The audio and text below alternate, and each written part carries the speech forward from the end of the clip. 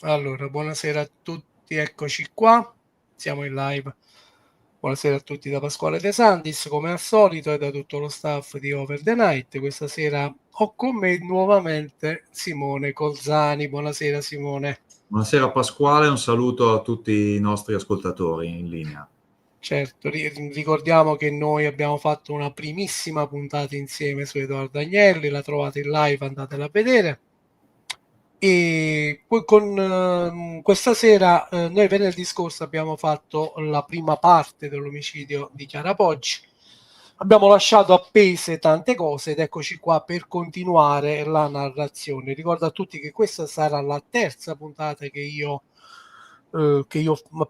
faccio su Garlasco. La primissima la ricordo sempre con Mario Amaras, la ricordo con piacere perché ad ottobre fu proprio la primissima puntata quando tutti erano in letargo e a me mi venne in mente facciamo Garlasco, è una bellissima puntata, la trovate lo stesso in live. Poi abbiamo fatto quella di venerdì scorso e adesso appunto eccoci qua con questa nuova puntata che vi consiglio di ascoltare perché sarà ultra interessante. Mi assumo la responsabilità, Simone, di quello che dico. Va bene? Va bene. Iscrivetevi al canale, vi ringraziamo, abbonatevi al famoso euro al mese. Devo ringraziare, voglio salutare Fabrizio Marani che si è abbonato. Buonasera Fabrizio, grazie. Buonasera a tutti quanti gli ascoltatori. E questa sera diciamo sarà veramente molto molto interessante.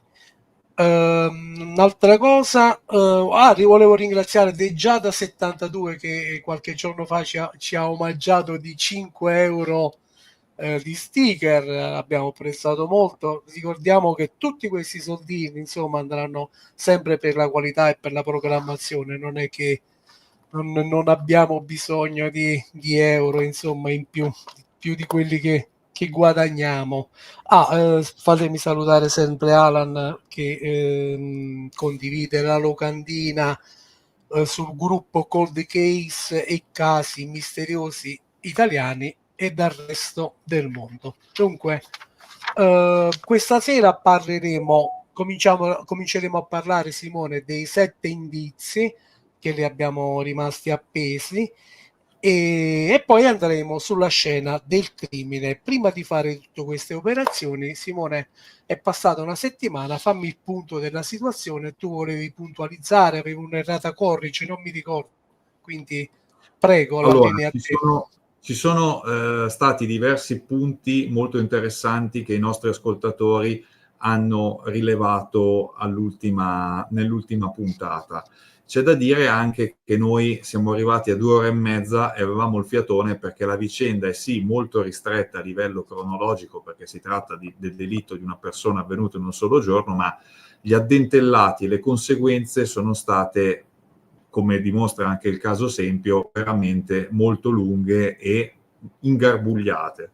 Quindi allo stato attuale mi sento anche di fare 2 precisazioni. Io la settimana scorsa parlai del vicequestore Giorgio Pedone, che era un valente funzionario della Polizia di Stato, della Pubblica Sicurezza Vigevano, che morì suicida, morì tra l'altro per un colpo della sua pistola d'ordinanza. Ebbene, Pedone era stato un antesignano di molte indagini in Lombardia sull'infiltrazione della criminalità organizzata, nello specifico l''ndrangheta, che a Vigevano poteva contare sul potente clan Valle.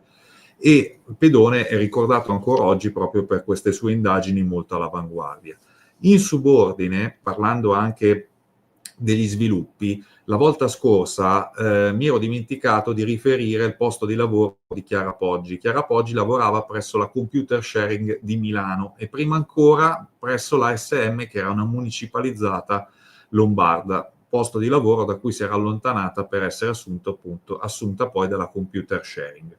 A margine ci sarebbe da fare anche un discorso sui recenti sviluppi investigativi, perché è vero che le indagini della Procura della Repubblica di Pavia procedono a sprombattuto, però è anche vero che la segretezza che ha connaturato, come dovrebbe caratterizzare tutte le indagini preliminari, eccezion fatta per quegli atti che si rivolgono anche all'indagato e quindi devono contemperare i diritti dell'indagato con le esigenze di giustizia. Ecco, in questo caso sono stati rianalizzati veramente da tutti i media, colpevolisti e innocentisti, anche se queste espressioni sono un po' abbastanza trancianti, ecco, diciamola così, perché spazio per i dubbi ce n'è sempre stato sin dal 2007. Ebbene, molti si sono andati a rileggere non solo le sentenze, ma anche tutte le varie attività e gli articoli di giornale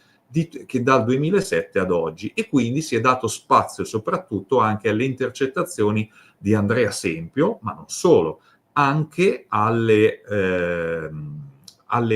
piste alternative che vedevano presente sulla scena del delitto o comunque nelle immediate prospicenze una bicicletta nera, e si parla anche di un SUV nero, con la descrizione ben precisa di una ragazza alla sua guida.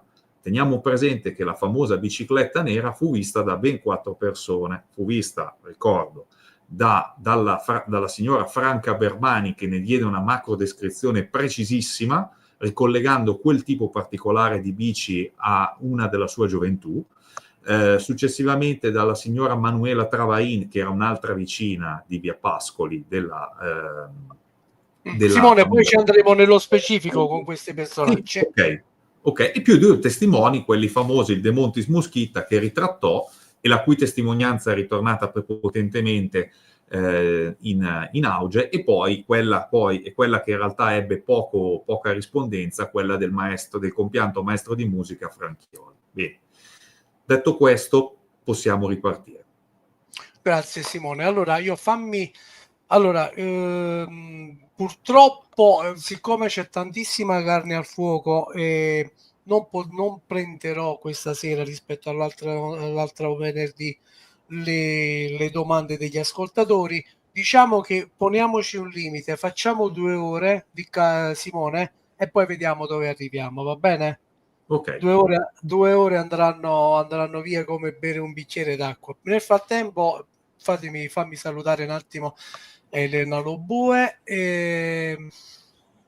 Fabrizio Marani, Paperinica, Stefania Calatroni, Anca Stoica, Gabriele Villa, Alessio Carabelleschi, Isabella Boncini, Marti Bibbo, e tu mi fai venire un tuffo al cuore, cara Daniela Bartolucci, ben trovata, Sabrina Puglisi, Dante Colli, e ok. Sì, tu già hai fatto una domanda, però non possiamo, vi ripeto, facciamo 2 ore e poi vediamo di prendere le domande, e se no Simo ci toccherà fare un'altra puntata, vediamo che succede. Dunque andiamo al dunque. Noi analizziamo 2 indizi. Primo, che non ci torniamo più. Prima Chiara con indizi che hanno fatto una grandissima prova alla fine. Chiara conosceva il suo aggressore, siccome Alberto era il suo fidanzato, ne conosceva la casa e le abitudini. Questo è il primo indizio. Il secondo è che Stasi non ha detto la verità sull'ritrovamento del corpo di Chiara. Il suo racconto è quello dell'aggressore, non quello dello scopritore, e faremo partire la registrazione quando andremo sulla scena del crimine e sul ritrovamento di Chiara, va bene? Adesso andiamo a parlare degli altri 5 indizi, ne sentiremo da Simone, ne sentiremo delle belle. Quindi partiamo con il dispenser. Allora, scusa Simone, dico solo 2 cose che mi sono scritte e poi sei tutto, puoi dire tutto tu. Mi sono scritto che il dispenser del sapone, dove sono state trovate soltanto 2 impronte di Stasi, entrambi dell'anulare destro, poi tu mi correggi, che dimostrano che lui abbia lavato bene il dispenser. Ricordiamo, poi mi devi dire pure se si saranno trovate altre tracce di sangue nel bagno e nelle tubature. Prego Simone. Riccardo, manda quella foto. Dispenser. Allora, Il dispenser del sapone è stato vittima dell'ennesima, o meglio, è stato protagonista dell'ennesima leggenda metropolitana. Già il gruppo Vitelli aveva smontato la valenza di questo indizio, perché nella sentenza di primo grado aveva detto testualmente che non era esattamente così insolito che un frequentatore di Casa Poggi abituale frequentatore di Casa Poggi, avesse le proprie impronte digitali sul dispenser del sapone. Ma non solo, la sera prima Chiara, che era Chiara e Alberto, avevano mangiato la pizza, tant'è che Chiara, che era una ragazza estremamente meticolosa, aveva già messo via, questo ci ritorneremo poi più tardi, aveva già messo via, pronta per buttare nella spazzatura, i cartoni della pizza. Quindi, come scriveva Vitelli in sentenza, essendo ragazzi giovani, usando per lo più le mani per mangiare la pizza, è evidente che si siano sporcati, e magari Chiara si è lavata le mani nel lavabo, nel lavello della cucina. Sicuramente Alberto è andato nel bagno presente al piano terra, usando il dispenser per il sapone, e si è lavato le mani lì. Viceversa, nella condanna, la valenza della presenza di queste due impronte che sono dell'anulare destro, quindi bisognerebbe anche capire come hanno fatto a ipotizzare i giudici che Stasi si sia ripulito con il sapone, lavandosi le mani, e poi il dispenser, anche qui c'è un paradosso, lasciando poi comunque le impronte dell'anulare destro, due sul dorso del dispenser. Ebbene, in questo caso viene da pensare, come da ricostruzione in sentenza, che l'assassino sia andato nel bagno. Ricordiamo che sul tappeto era presente la suola Pallini di una scarpa Frau numero 42, anche su quello bisognerebbe discutere a lungo. Ci arriviamo dopo. Appunto, dall'altra, io intanto butto gli indizi, nel caso poi Bravo. dopo li vedremo. Però veramente ci rischiamo di fare 5 ore questa sera. Quindi a questo punto, secondo la ricostruzione dei giudici che hanno condannato Alberto Stasi, come uccisore di Chiara Poggi, si sarebbe lavato utilizzando quel dispenser, l'avrebbe lavato a sua volta il dispenser e l'avrebbe posto in bella vista, che è un comportamento perlomeno un po' incongruente, perché va bene che ti puoi lavare, ma poi quel dispenser lo fai sparire. Viceversa, ed è la cosa importante, i RIS non hanno mai trovato tracce di sangue nel sifone. Allora si è ipotizzato, e qua stiamo arrivando veramente a un paradosso nel paradosso, che nei 23 minuti, lasso di tempo, secondo la finestra temporale tirata 12, 9:35. Bravissimo, 9:35, 9:36, perché ci sono anche dei nostri ascoltatori molto pignoli. Ebbene, in quel lasso temporale ridottissimo, perché dobbiamo infilarci dentro anche l'arrivo, la fuga in bicicletta, caspita, lì mi si viene a dire che lui ha pulito anche il sifone, quando invece è molto più probabile, e mi viene in mente per esempio il caso di Erba, che quel sifone non abbia mai visto l'acqua con il sangue e quindi non sia stato oggetto di lavaggio accurato, anche perché lavare un sifone del sangue e non far trovare assolutamente neanche una goccia non è un'attività che si può espletare in pochi minuti nella corsa verso la libertà, diciamo così. Quindi, facendo il paio, faccio un leggero excursus, facendo il paio con la possibile scomparsa di due asciugamani dagli armadi di Casa Poggi, è possibile che l'assassino sia andatosi davanti allo specchio, ma non per lavarsi, per vedere quanto fosse sporco e ripulirsi con gli asciugamani rubati. Se avesse usato il sapone sarebbe stato giocoforza logico farlo sparire anch'esso, mi viene da pensare. Ma non solo, non è finita qui. Sul dispenser erano presenti anche altre impronte, e soprattutto quel lavabo, a riprova che non era stato utilizzato per lavarsi o ripulirsi direttamente con l'utilizzo di acqua, era sporco, presentava anche dei capelli. Quindi questo indizio molto pesante viene meno.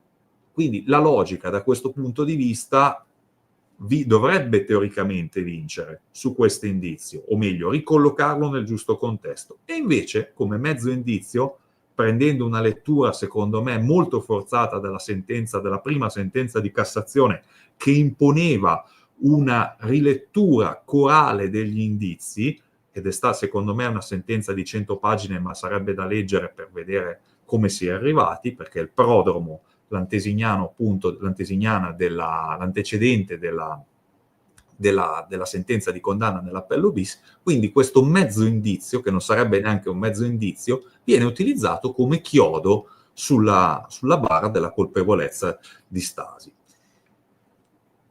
Ok, adesso stavo cercando, in Sì, effetti te ne parlavo anche sul Marco, no? sì, Simone, nel frattempo dico io una cosa, ricordiamo Sì. che tutta questa vicenda permea soprattutto sul che a me sembra incredibile, su tutti quei 3 minuti in cui Alberto avrebbe fatto tantissime cose, e questa è quando andremo sulla scena del crimine a parlare di quello che fa Alberto, lo rimarcheremo ancora di più, perché in effetti è troppo poco il tempo affinché lui abbia fatto. È quello. Però ne parleremo dettagliatamente dopo. Ma ti dico di più. Nella motivazione della sentenza di condanna, nell'appello bis, si legge: sul flacone del sapone non è stata individuata nessuna impronta di altri soggetti, diversi o sconosciuti, nemmeno di chiaro dei familiari, il che, unito appunto al dato di un sicuro lavaggio delle mani da parte dell'assassino, e questa è l'ennesima leggenda metropolitana all'interno di un processo, e ciò è gravissimo, che ha sporcato per questo di sangue il dispenser e perciò ha dovuto lavarlo, attribuisce ora un'indubbia e più forte valenza probatoria alle uniche 2 impronte rilevate che appartengono all'imputato. Ed è una cosa folle. È come quando mi si viene a dire, e addirittura nell'appello bis lo stavano dicendo, hanno dovuto far risentire la telefonata, quella che abbiamo mandato in onda l'altra volta, la famosa telefonata al 118, in cui dicevano, c'erano dei giornali che riportavano questa menzogna, questa bugia, ossia che Stasi, sin dall'inizio, aveva ipotizzato un incidente domestico, e nella telefonata si sente chiaramente: credo che abbiano ucciso una persona. Cioè, tu capisci che anche questa cosa... E dopo l'andiamo a scandagliare frase per frase. Infatti, le relazioni... Allora, infatti il dispenser del sapone a questo punto viene meno, perché in realtà ne hanno trovate di altre impronte. È chiaro che poi il dispenser del sapone era sporco e incrostato, e si vede dalle foto. Quindi andare a ipotizzare innanzitutto il lavaggio con quel dispenser, il rilavaggio, la ripulitura del dispenser, che non ha senso, perché se sei di fretta non stai lì a ripulirlo, butti dentro. E poi chiaramente il sifone era pulito, non era compatibile il lavandino stesso, il lavabo era sporco, quindi indice di un lavaggio non effettuato, perlomeno per le finalità dette inserite nella sentenza di condanna. Bene. Ok. Simone, saluto Gatto Mannaro, Aldo Baldo degli Ubaldi, Maxim Santelia, poi se ne devo nominare, devo nominare tutti: Luna Piena, Davide Luna, Le Carte di Even, Dante Colli, Sabrina Puglisi, e Cinzia Rosso, e Eleonora Helsing, e Marianna, se Rosario San Marco, ciao. Marianna, se vai sopra avrai una grandissima sorpresa, perché abbiamo in linea Daniela Bartolucci, la nostra cara amica. Simone, sì. nel bagno sul tappetino c'è qualcosa? Allora, sul tappetino c'è un'impronta di scarpa Frau, la famosa scarpa Pallini, che viene definita la scarpa dell'assassino. Teniamo presente una cosa, e qua entriamo veramente nel ridicolo, ma se non fosse morta una ragazza in circostanze tragiche ci sarebbe da ridere, e invece c'è da piangere. Perché gli inquirenti cosa fanno? Lasciano i gatti della famiglia Poggi all'interno della casa. Che io la prima volta che l'ho sentito, ormai parliamo di 15 anni fa, mi sono messo le mani nei capelli, perché fa a pugni con la conservazione della scena del delitto. Se non puoi scusami Simone, lo dicevamo la volta scorsa, ad essere calcata la scena 25 persone, no? 25 persone, ma non solo, ci fu almeno uno dei 25 che consegnò le scarpe sbagliate.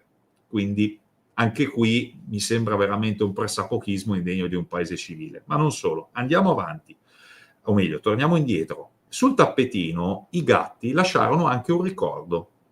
Quindi questo proprio per rovinare un possibile reperto che allo stato attuale non so più neanche se sia nelle disponibilità della Procura della Repubblica, perché dopo un tot i reperti possono essere o restituiti agli aventi diritti o confiscati e viene disposta la distruzione. Questo anche per esigenze di economia post-processuale, mi verrebbe da dire, perché comunque essendoci un condannato ingiudicato, quindi con condanna in via una sentenza in via definitiva, a quel punto, non essendo neanche dubitabile, secondo chiaramente la sentenza, il ruolo del tappetino, il tappetino probabilmente è stato confiscato e distrutto, oppure ne è stata disposta la restituzione. Non mi è parso di sentirne parlare recentemente tra i nuovi reperti da analizzare.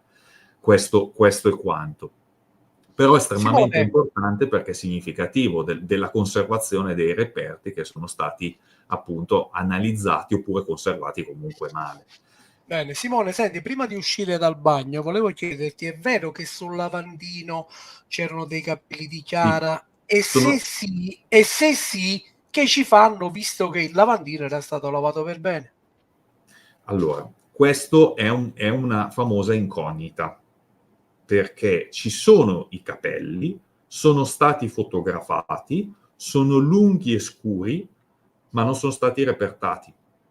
A quanto ne so, non sono stati repertati. E questo è un problema, perché Stasi non aveva capelli lunghi e scuri, li aveva biondi e abbastanza corti. Quindi si potrebbe ipotizzare che siano o di Chiara Poggi, che fossero di Chiara Poggi, o dell'assassino o dell'assassina, in questo caso. Però mancando una repertazione completa, poi tra l'altro non mi ricordo neanche se avessero il bulbo, perché con il bulbo si possono fare delle analisi più approfondite che vanno anche a dare un senso e identificare un appartenente a quei capelli.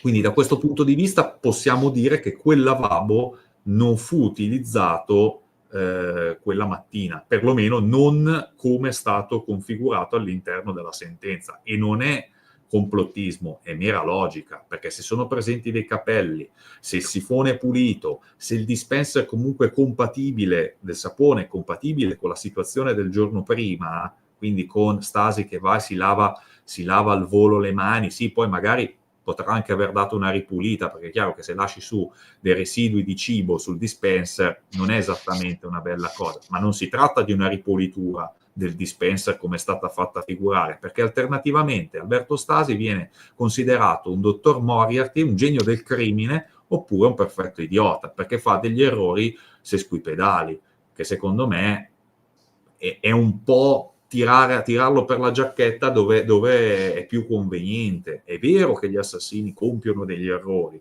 ma in questo caso si ipotizza un depistaggio, una cancellazione delle prove e poi degli errori banalissimi.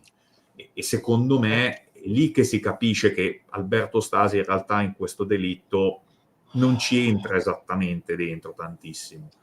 Quindi, prego. Dice Cinzia Rosso, più si va avanti più il caso diventa cupo e da brivido. Purtroppo non è che i casi, io ho fatto tantissimi casi, Simonetta Cesaroni, Iara Gambirasio, farò pure Erba, non è che il caso diventa cupo e da brivido. Purtroppo Simone lo confermerà, non c'è stata mai un'indagine di inquirenti fatta per bene, Simone, vero? O qualsiasi scena del crimine è stata sempre compromessa. Sei d'accordo, Simone? Allora, in Italia non esiste una scuola, adesso mi contraddirà sicuramente qualche appartenente alle forze dell'ordine, però in Italia non esiste una scuola di investigazioni a livello universitario. Esistono master in criminologia, che già su quello si potrebbe discutere perché non c'è una formazione universitaria, è un post diploma universitario, un diploma post universitario. Bisognerebbe comunque conformare tutte le indagini o meglio tutti i metodi di indagine nelle forze dell'ordine a partire semplicemente dalla modalità di intervento sul luogo del crimine, del reato, dove si è consumato in questo caso il delitto, e poi le modalità di conservazione delle prove della scena del delitto e soprattutto dei sospetti. Invece in questo caso, ed è questa la mia personale, diciamo, opinione, i carabinieri o chi per essi, perché c'è sempre un PM in questo caso, essendoci un'azione penale obbligatoria per legge, hanno pensato, secondo la cosiddetta via breve, ci hanno pensato delitto di impeto, 9 su 10 è un congiunto, probabilmente il fidanzato. E da lì la china è diventata scivolosissima, ma molto scivolosa. E la visione a imbuto, come dicevamo l'altra volta, l'ha fatta da padrone. Perché quando mi si viene a dire che ben 25 persone, a me l'aveva già detto un mio conoscente all'epoca, che quella scena era un inferno banalmente perché si erano presentate più di 20 persone, più di 10 persone lui mi disse. In realtà alla fine lui persino era stato ottimista, perché 25 persone, 50 piedi, 25 paia di scarpe. Alla fine le paia di scarpe furono 26, perché uno sbagliò a consegnarle, come ho detto prima. Quindi in questo caso già capisci come può andare a deragliare un'indagine che magari parte bene perché ci sono i testimoni, ci sono gli indizi, trovi le immagini che ti servono, faccio un esempio a caso, e poi scopri che la scena del delitto è stata totalmente rovinata, che non ci sono state delle attività conservative, se ci sono state. Vedi per esempio il filmato che è uscito grazie al giornalista Luigi Grimaldi, che è stato un autore delle Iene per tanto tempo, che ha mostrato il filmato in cui il giorno prima della riconsegna della casa alla famiglia Poggi, i carabinieri allegramente svuotano la cucina per repertare i vasetti di frutto e i cucchiaini. Quando mi hanno comunicato che Scusa Simone, foto sì, che vedremo dopo. Sì, no, ma questo lo anticipo per capire veramente. Qui la logica è andata totalmente a pallino, ma non neanche la comprensione e la capacità, la logica di base. Va bene, prego.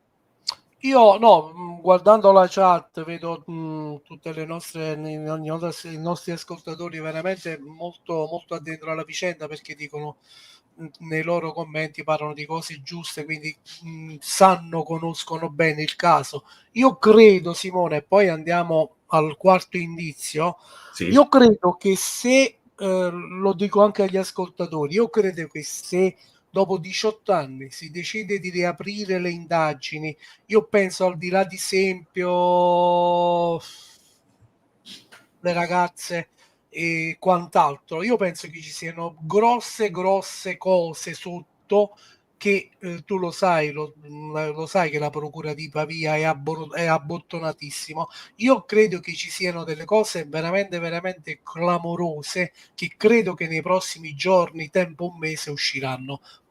Qualche sensazione hai tu, Simone? E poi andiamo di nuovo. Io ho la stessa sensazione, addirittura, visto che uno dei casi su cui ho speso più tempo è stato quello, chiaramente come appassionato, come interessato, è stato il caso di Yara Gambirasio, della povera Yara, e l'incarcerazione di Bossetti con relativa condanna. Ebbene, in questo caso sull'aplotipo Y di Sempio ho iniziato non tanto a dubitare, ma a ragionare, a non dare nulla per scontato, perché c'è la presunzione di non colpevolezza dell'indagato fino a sentenza. E in questo caso mi è venuto anche in mente che Sempio potrebbe essere, ma è una mia opinione ed è data dalla conoscenza che ho, non degli atti, perché non sono un avvocato. No, sai, per dire una cosa interessante, che potrebbe essere un parente collaterale, perché la questione di Bossetti Guerinoni è stato qualcosa di eccezionale. Carlo Infanti, nelle bellissime puntate sul caso Gambirasio Bossetti, che hai mandato in onda, con anche Aldo Angeli e Federico Liguori, l'ha detto, l'inseminazione artificiale era una possibilità. Quindi chi ha quell'aplotipo Y è un parente per linea patrilineare potenziale, chiaramente, di Sempio, a meno che non venga dimostrato dai magistrati inquirenti che sia lui, e dagli inquirenti che sia lui in effetti. Però fino ad allora vale la presunzione di non colpevolezza. Certo è che Sempio unisce anche altre fonti di prova che hanno in questo caso consigliato i magistrati della procura di procedere con la richiesta di un incidente probatorio. Quindi significa che il quadro indiziario presenta qualche elemento in più rispetto a quello che sappiamo noi e che chiaramente le loro carte migliori non le hanno neanche iniziate a far vedere. Inoltre, altra intuizione, qualche collega mi ha detto: è possibile che Sempio sia stato, diciamo, richiamato in servizio, nel senso che siano preferiti andare contro Sempio con le attività gli accertamenti ripetibili, anziché andare magari verso altre persone. Questo per vedere se magari Sempio possa cedere, fare i nomi o sviluppare una testimonianza, per esempio. Magari lui è lì a soccorso, io adesso sto andando per ipotesi chiaramente, a soccorso, ha tentato di soccorrere Chiara, ha lasciato il proprio DNA, per dirne una. Certo. E magari gli esecutori sono altri. Cioè, bisogna sempre essere aperti a diverse ipotesi. Altra cosa viene da dire che comunque, ribadisco, la Procura della Repubblica di Pavia in questo caso non ha avuto 2 giorni per pensarci. È da ottobre che il GIP li ha autorizzati a riaprire il fascicolo archiviato. Quindi questa cosa è andata avanti per 5 mesi al buio e nessuno lo sapeva. Sono commosso che in Italia esista ancora segreto istruttorio. Quindi tanto di cappello alla Procura della Repubblica di Pavia. Massima stima, perché ci vuole tanto. Allora, invece qualcuno di voi si sta litigando, non vi litigate per cose che purtroppo noi non ci possiamo fare niente. Mettete like e iscrivetevi al canale, solo questo vi sto chiedendo. Ricordatevi, volevo ricordare le nostre regole di Over the Night. Simone, a me, che sia Stasi, che sia Sempio, che sia una donna, che sia quello, a me non mi deve interessare, a me deve interessare con persone qualificate quale Simone, porre dei dubbi, lo dissi la volta scorsa, no, e parlare di quello che può essere successo e non può essere successo. Certe volte io mi arrabbio perché, vabbè, io non voglio tirarla lunga, però essere colpevolisti di tutti, a prescindere, un canale, un gruppo non lo dovrebbe fare, perché si perde proprio il senso di quello della nascita di un gruppo, che dovrebbe essere solo una mera, diciamo, bisognerebbe solo parlare di discutere se cosa può essere, cosa non può essere. Il fatto di condannare queste persone poi si vince troppo facile, non va bene. Poi no, tra l'altro, Simone, l'ultima cosa volevo dire, tra l'altro non è bello da parte di chi amministra un gruppo sbeffeggiare chi è contro, chi dice, chi obietta delle cose, cioè non è giusto che un gruppo, tanti gruppi, diciamo, chiudono a chiave la prigione, la cella di Bossetti, di Stasi, e buttano le chiavi. Non funziona così. Il nostro, appunto, è un canale, un gruppo, deve essere di discussione, non deve essere, se no a questo punto uno si costruisce un gruppo colpevolisti al di là di ogni ragionevole dubbio, o no, vi mettete in un recinto e vi parlate tra di voi, o no, che senso ha? A questo punto non ha neanche senso che fate i post. Che li fate a fare i post se siete colpevolisti a prescindere? I post che li fate a fare? Perché cosa volete rappresentare? Se siete sicuri che siete queste persone sono colpevoli, i post non li fate proprio a questo punto. Scusate se sì, parleremo pure dei cucciaini, ne parleremo di tutto, non ti preoccupare. Andiamo alle bici. Pasquale, c'è un problema sei di base. d'accordo con quello che dico io? Certo, ma io ti dico, lo stesso Alberto Stasi, nell'intervista che uscirà domenica per Le Iene presentano Inside, lui ha detto che al netto dello tsunami di emozioni, ma lui è garantista, proprio perché quello che è successo a lui non si deve ripetere qualcun altro. È per quello che ti dico, io da un certo punto di vista sono contento che Sempio sia rientrato perché tra gli indagati, banalmente perché nel 2016-2017 le risposte che ha fornito sono state a dir poco frammentarie e incomplete. È stato ospitato a quarto grado con tutti gli onori, con i suoi tre avvocati. Dicevano che pure stasera ci sta a quarto grado, esempio. Ma io sono... Allora, perché se veramente lui non ha nulla da temere, come dice, è innocente, anzi c'è la presunzione di non colpevolezza, ci mancherebbe. Ma lui in questo caso può dire tutto quello che non ha detto 8 anni fa, capito? E a me interessa, perché io voglio veramente... Perché lui 8 anni fa è come se l'avessero confinato e gli avessero detto tu devi recitare questa parte, punto e basta, devi dire che lo scontrino è questo. Lui è stato proprio istruito da questo punto di vista e secondo me è stato un peccato perché molte cose potevano essere approfondite già 8 anni fa e adesso magari staremmo parlando di altre persone, non solo di lui.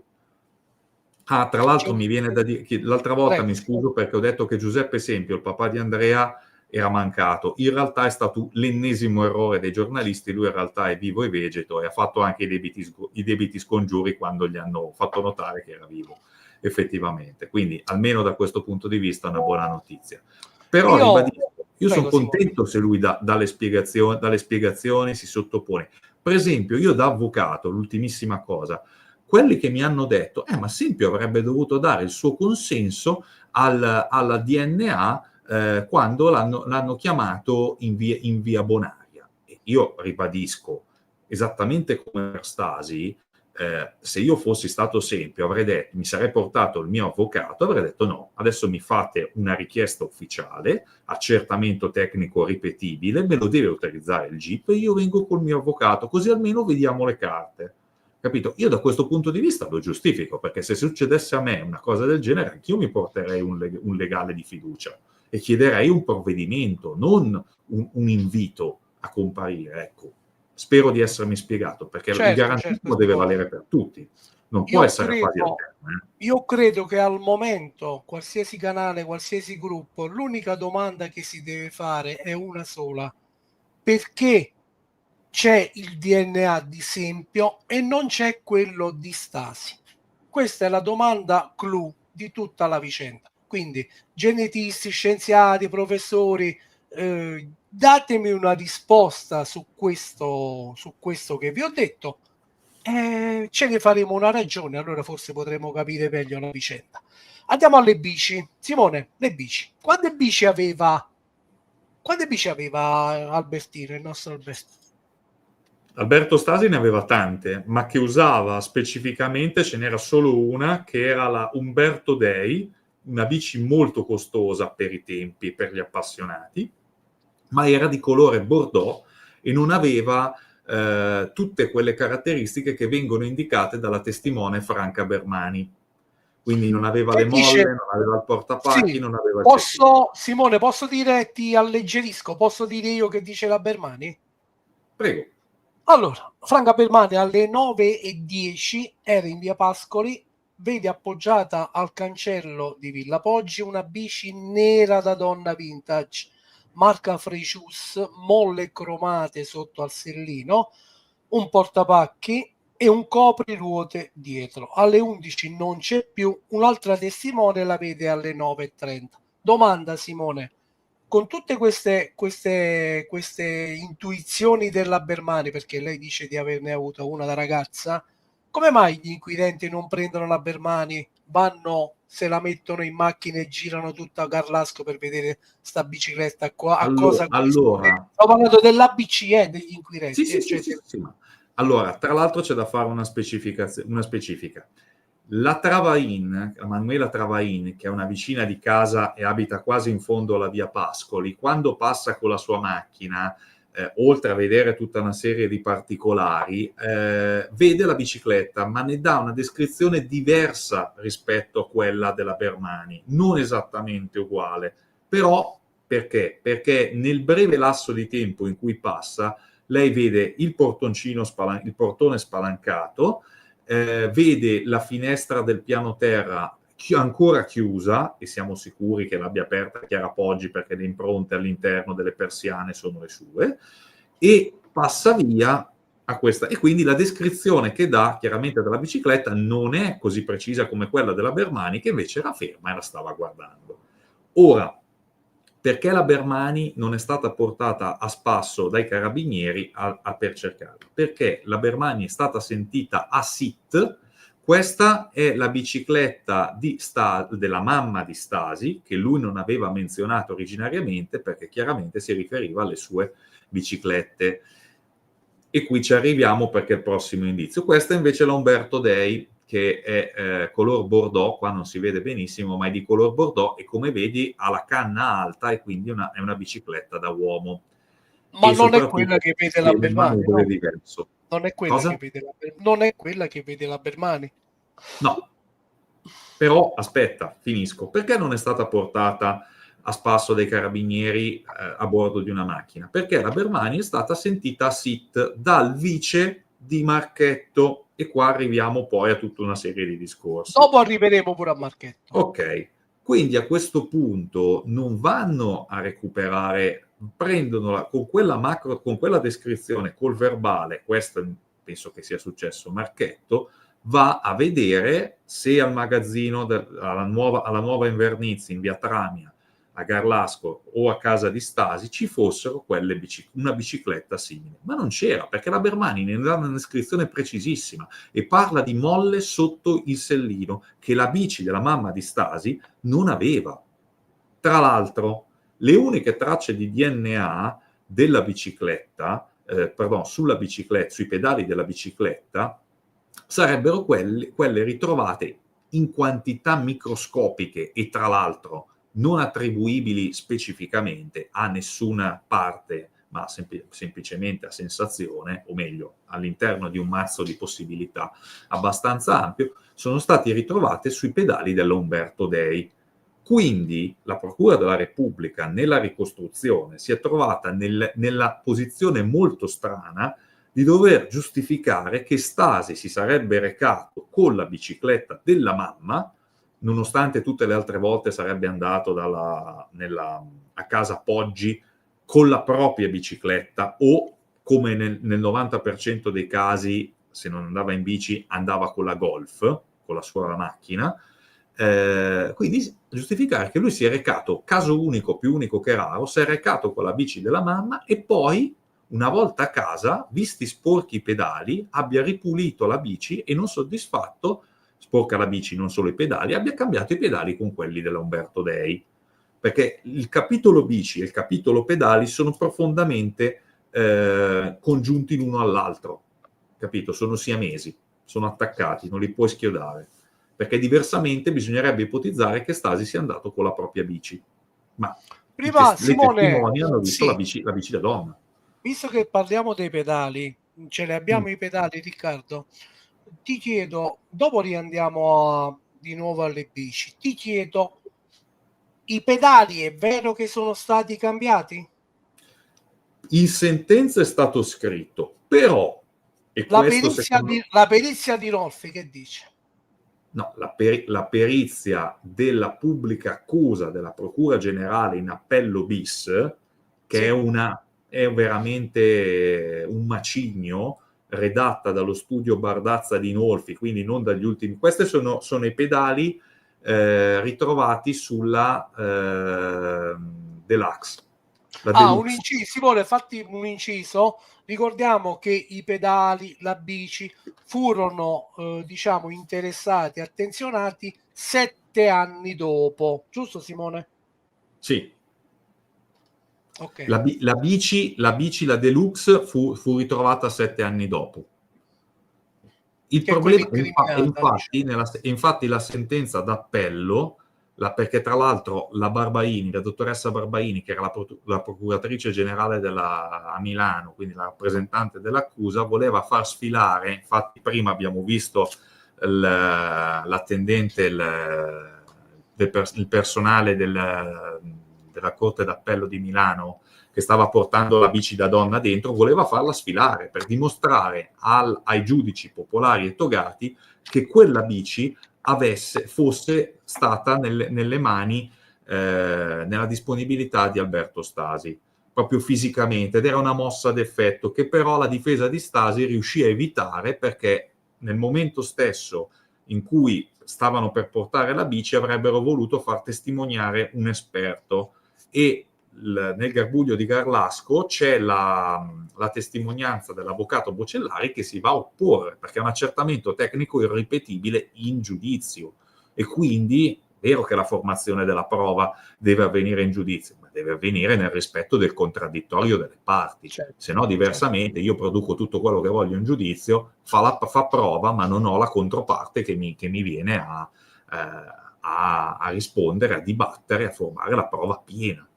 Sì, Poi, scusa, Simone, scusa un sì, attimo. Saluto Enzo Paternoster, Giulia Sara Miori, Alfonso Pisano, il mio compagno di palestra.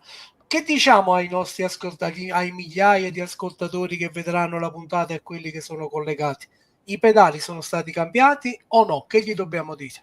in sentenza è stato dichiarato che sono stati scambiati, ma lo studio Bardazza di Nolfi, proprio non gli ultimi arrivati, e sono professionisti che hanno firmato perizie importantissime, come nel caso del Moby Prince, giusto per dirne una, la strage della camera iperbarica all'ospedale Galeazzi, sono professionisti veramente di peso, con un pelo sullo stomaco non indifferente, hanno stabilito, e c'è la perizia firma di Pierangelo Adinolfi e di Gabriele Bardazza, hanno stabilito che quei pedali sono quelli originali delle bici, e hanno stabilito proprio, non solo semplicemente facendo una ricerca, ma nel caso di Gabriele Bardazza, e lo ripeto ancora una volta, la cui vicenda viene narrata nel Garbuglio di Garlasco, Gabriele Bardazza e Adinolfi sono andati a cercare chi quelle bici le produceva, le vendeva, e soprattutto si sono fatti spiegare, e questo è importante perché nella perizia viene menzionata questo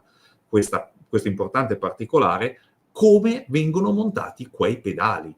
Perché quando tu importi le bici, le importi in un determinato modo, e poi, vabbè, a parte che quasi tutte le bici ormai vengono dalla Cina, quando le assembli nello scatolone o nel contenitore, vengono portati nel negozio, le bici non vengono montate anche dei pedali, perché è facilmente intuibile che se io monto i pedali, le bici sull'espositore vanno a occupare uno spazio laterale maggiore, quindi i pedali o vengono nastrati sulla bici, oppure quando il cliente arriva dice ok, voglio quei pedali lì. E i pedali presenti sulla Deluxe della mamma di Alberto Stasi, della signora Ligabò, erano pedali standard, non erano pedali della Umberto Dei.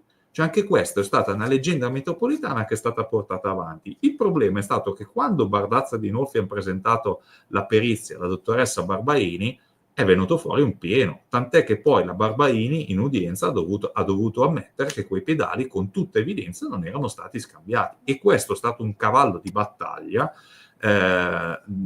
fino all'appello bis, ma anche ma non solo, anche della parte civile, perché l'avvocato di parte civile ha sempre sostenuto che Stasi si fosse comportato, utilizzando un termine dialettale pavese, da fugno, cioè da persona furba, scorretta, che appunto avrebbe scambiato i pedali.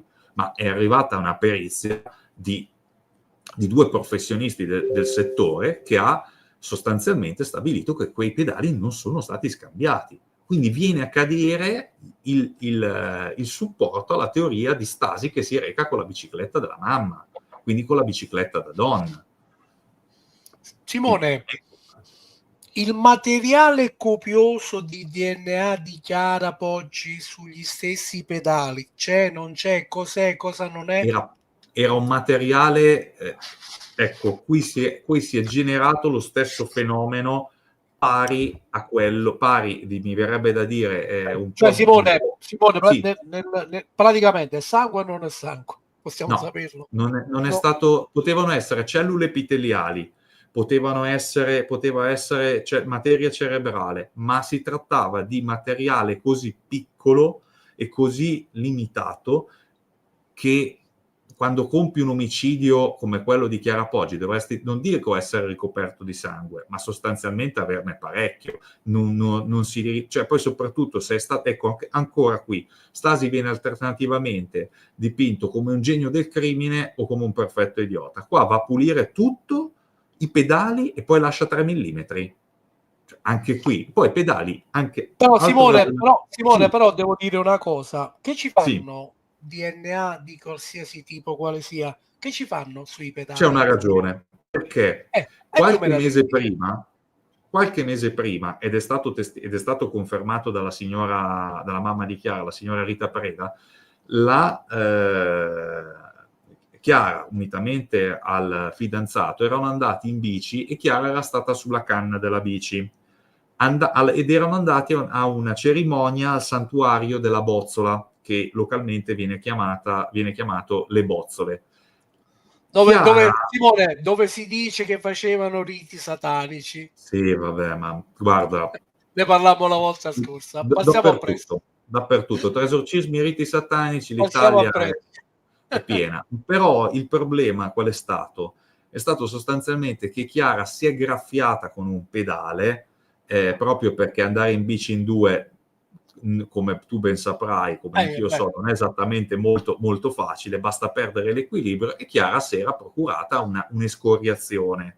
È possibile che sia rimasto tra l'altro una quantità infinitesimale che con le moderne tecniche è stata trovata sul pedale? Sì, perché se quei pedali sono... Cioè, a parte che la bici, ribadiamo, la bici vista dalla Bermani, probabilmente usato dall'assassino o dall'assassina, e quindi ascritta Stasi, era una bici da donna, la Umberto Dei è una bici da uomo, inequivocabilmente, anche perché è una bici particolare, di pregio, mentre invece la bicicletta da donna della mamma di Stasi, anche qui ulteriore particolare dissonante, è una bicicletta, perdonami, una biciclettaccia, cioè una bici da lavoro, non è una bici di quelle come quella che aveva descritto la Bermani, cioè dotata di tutti i comfort delle dotazioni. La vedi la differenza? Tant'è che la Bermani, quando gli era stata mostrata la foto, ha detto: questa non è la bici che ho visto io. Simone, scusa un attimo, Alba Pasqua Andrea, ciao Alba, dice: sui pedali ho letto anche funghi che esaminati danno vibes di sangue. Simone. Funghi, sì, miceti. Sì, c'è un falso positivo da questo punto di vista. Mi ricordo di averlo letto anch'io. Mi sarebbe piaciuto leggere la perizia Bardazza di Inolfi, perché mi hanno detto che era estremamente completa sul capitolo scambio dei pedali e bici. Invece, per quanto riguarda la perizia fisica sulle tracce, c'era stata anche da parte del RIS e chiaramente dagli esperti della difesa, che hanno avuto uno scambio molto acceso già in primo grado. Sì. Danilo Beccaria, dopo andiamo alla scena del crimine, vediamo un attimo di capire meglio la situazione. Tu mi devi dire due cose ancora sulla bici. Prima di tutto, Riccardo, ci metti la foto del maresciallo Marchetto? Che dice Marchetto, Simone? Come entra in questa vicenda e che dice? Allora, Marchetto entra in questa vicenda a tratti, perché lui l'ha già ammesso poco tempo fa, anche in un'intervista che ha rilasciato l'altro ieri sulle reti locali, che lui è stato esautorato 10 giorni dopo le indagini, perché si era già accorto della malparata e secondo lui Stasi non era colpevole. Questo l'ha detto più volte in più trasmissioni, quindi non è oggetto di contestazione. Viene esautorato a causa delle sue divergenze, soprattutto col diretto superiore, che era il capitano Marchese. Capitano Marchese in questa foto è a sinistra, ma nell'immagine c'è solo lui, che ho ritagliato, c'è solo lui per far capire chi è e farlo riconoscere. Questo stiamo parlando foto dell'epoca, giusto Simone? Sì, foto dell'epoca, adesso anche lui c'ha qualche anno in più, chiaramente. E perché Marchetto entra nel ciclone? A processo dirà che lui era presente quando la Bermani ha fatto le dichiarazioni a SIT, quindi a sommario informazioni testimoniali, dando una descrizione molto precisa della bicicletta. E questa è falsa testimonianza, perché lui non era lì, era sempre nella caserma, occupato in altre attività, e non era entrato a interrogare la Bermani. Sicuramente però, e questo è un dato di fatto, lui ha avuto accesso a quel verbale, e quindi sulla base di quel verbale, con quel verbale in mano, è andato a vedere le biciclette in possesso della famiglia Stasi, capito? Qua sembra una questione di lana caprina, però non lo è, perché se tu sei pubblico ufficiale, e mi viene in mente un altro processo in cui un altro maresciallo ha fatto delle dichiarazioni aberranti rispetto a quanto aveva fatto, commettendo anche un potenziale falso ideologico, Marchetto ha dichiarato il falso. Tra l'altro c'era anche il discorso del favoreggiamento, ma la cosa che un po' mi fa sorridere è che il giudice che condannò per la falsa testimonianza a Marchetto era la dottoressa Daniela Garlaschelli, che che è ancora l'attuale adesso GIP del Tribunale di Pavia. Come vedi, come dicono i francesi, tout se tient, tutto torna. tutto torna. Simone, fatti dire una cosa. È vero che quando Marchetto andrò a vedere, diciamo, le bici, ce n'erano 3 in dotazione degli Stasi, e fu proprio Nicola Stasi, il padre di Alberto, a dire: vedi che ce n'è pure un'altra a Spotorno, giusto? Sì, C'è confermo. una quarta. Confermo, però fammi fare un passo indietro, Pasquale. Vai. Marchetto fu denunciato per falsa testimonianza e favoreggiamento dalla famiglia Poggi. È lì che nacque l'ennesimo processo collaterale rispetto ai fatti del 13 agosto 2007. Ce ne sono anche altri, ma evitiamo perché sennò arriviamo anche alla sedicente medium, che fu condannata per diffamazione nei confronti di Alberto Stasi. Però la cosa importante è che Tizzoni, l'avvocato della famiglia Poggi, e Marchetto si conoscevano da anni. Carlasco è piccola, l'abbiamo detto tantissime volte, si conoscevano da anni, si davano del tu, insomma c'era una frequentazione anche al di là del caffè. E durante una riunione, diciamo un incontro a casa di una terza persona, che è Riccardo Sindoca, personaggio entrato poi anche nelle cronache italiane per altre motivazioni, Marchetto dice alcune cose all'avvocato Tizzoni. L'avvocato Tizzoni le recepisce e a questo punto, nel giro di 2 settimane, viene consegnato un esposto firmato dalla famiglia Poggi alla Procura della Repubblica di Pavia, perché viene dimostrato appunto che l'avvocato, perché il maresciallo Marchetto, che non aveva presenziato alle operazioni di escussione della Bermani, aveva poi detto a processo, aveva testimoniato a processo che lui era presente. Quindi Marchetto verrà così espulso dalla vicenda giudiziaria, non potendo più testimoniare all'interno del processo per l'omicidio di Chiara Poggi. Questo è stato un colpo da biliardo giudiziario non indifferente, perché si è riusciti a espellere dal processo non dico un convinto assertore dell'innocenza di Alberto Stasi, ma comunque una persona che aveva seminato parecchi dubbi sulle indagini e su come erano state condotte. Questo è qua. Grazie Simone. Mi parli della testimonianza leggendaria di Muschitta? Allora, abbiamo parlato di Manuela Travaina, abbiamo parlato di Franca Bermani, ci sono altre 2 persone, però una è morta ormai una decina d'anni fa, era il maestro Pietro Emilio Franchioli, che videro la bicicletta, la famosa bicicletta. Perché Franchioli, che è morto, e De Montis Muschitta sono più importanti? O meglio, è importante il solo De Montis Muschitta perché alla fine è quello che è entrato nel cono di luce. Perché lui ha dato una descrizione coerente, precisa, non solo della bicicletta, ma soprattutto della persona che c'era a bordo. E ha detto che Scusa Simone, che faceva Muschitta lì in quel contesto? Muschitta faceva, se non erro, molti l'hanno chiamato l'idraulico, ma lui si occupava di manutenzione di impianti a gas per l'azienda municipalizzata di Vigevano e dintorni. O per un'azienda appaltatrice. Lui doveva andare in via Mastronardi, che è un nome noto ai vigevanesi perché Lucio Mastronardi era un noto scrittore vigevanese, autore del Maestro di Vigevano, poi morto suicida a fine anni 70, e doveva andare in quella via. Via Pascoli, non c'era all'epoca Google Maps, in realtà è una via semichiusa, perché alla fine c'è un muretto, si può scavalcare se sei a piedi, ma se sei in macchina no.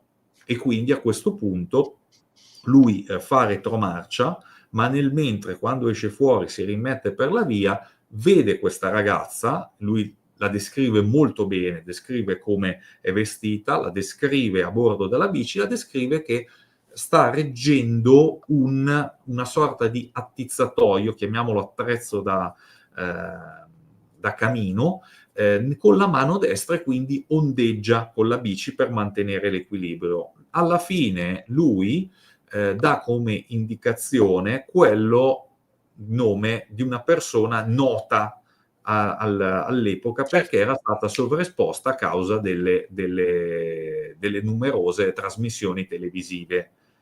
Ora, il problema, io mi metto nella parte degli inquirenti, è stato che questa persona, De Montis Muschitta, Marco De Montis Muschitta, si è presentato dai carabinieri, portato praticamente in braccio da un'amministratrice della sua azienda, e lui è partito per giustificare la sua presenza lì dicendo che viene tenuto Simone, viene tenuto 8 ore sotto. Sì, ma io sto facendo la cronistoria per farti capire. Stasi era stato appena arrestato, lui ricordava quello che aveva visto, va dai carabinieri perché si confida con dei colleghi di lavoro, con la sua capa, con la sua referente, diciamo la referente legale, una dirigente di questa azienda in cui lavorava, con la sua compagna, e a tutti dà la stessa descrizione di quello che ha visto. Lui arriva dai carabinieri, c'è il PM, la PM Rosa Muscio, lui è in ansia completa e inizia a dire avete arrestato la persona sbagliata, io quel giorno a quell'ora per cui avete arrestato Alberto Stasi ho visto questa persona che usciva dalla via, ne dà una descrizione e alla fine dice per me quella persona è puntini puntini. Chiaramente la PM e i carabinieri si guardano e dire ma questo uno non viene subito ma viene dopo 2 settimane dall'omicidio, e 2 non è che è stato influenzato molto dalla e quindi lui sta lì svariate ore, poi chiudono il verbale, nessuno sa cosa si siano detti in un'ora, perché secondo me possono avergli fatte delle pressioni come dire ritratta, di che ti sei sbagliato, lui fa una prima ritrattazione dicendo non sono sicuro che, poi dopo altra chiusura del verbale e fa una ritrattazione completa. Ma il problema non veramente... Ma no, lui c'è, scusa, dopo c'è l'intercettazione col padre e dice un'altra cosa. A quel punto gli inquirenti dicono o questo ci ha preso in giro tutti o questo qua qualcosa ha visto. Allora cosa succede?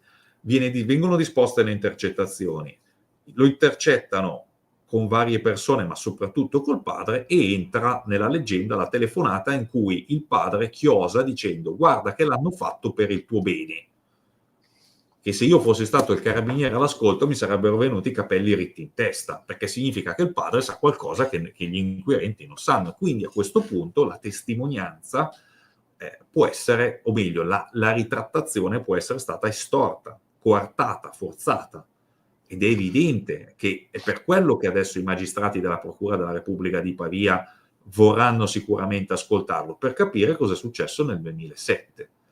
E quindi da questo punto di vista la testimonianza di De Montis Muschitta viene consegnata agli annali da un lato e dall'altro rimane uno dei più grossi punti interrogativi.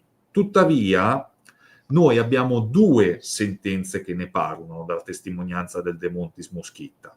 La prima è quella di primo grado del GUP Vitelli, che però non ha accesso a tutto il materiale di indagine, secondo me, perché lui sostanzialmente parla di confusione, parla di una problematica di riconoscimento fallace, non fa riferimento a una presunta mitomania. Vitelli è sempre molto delicato nelle sue espressioni, però è molto diritto, cioè non è uno che si lascia andare a molti svolazzi.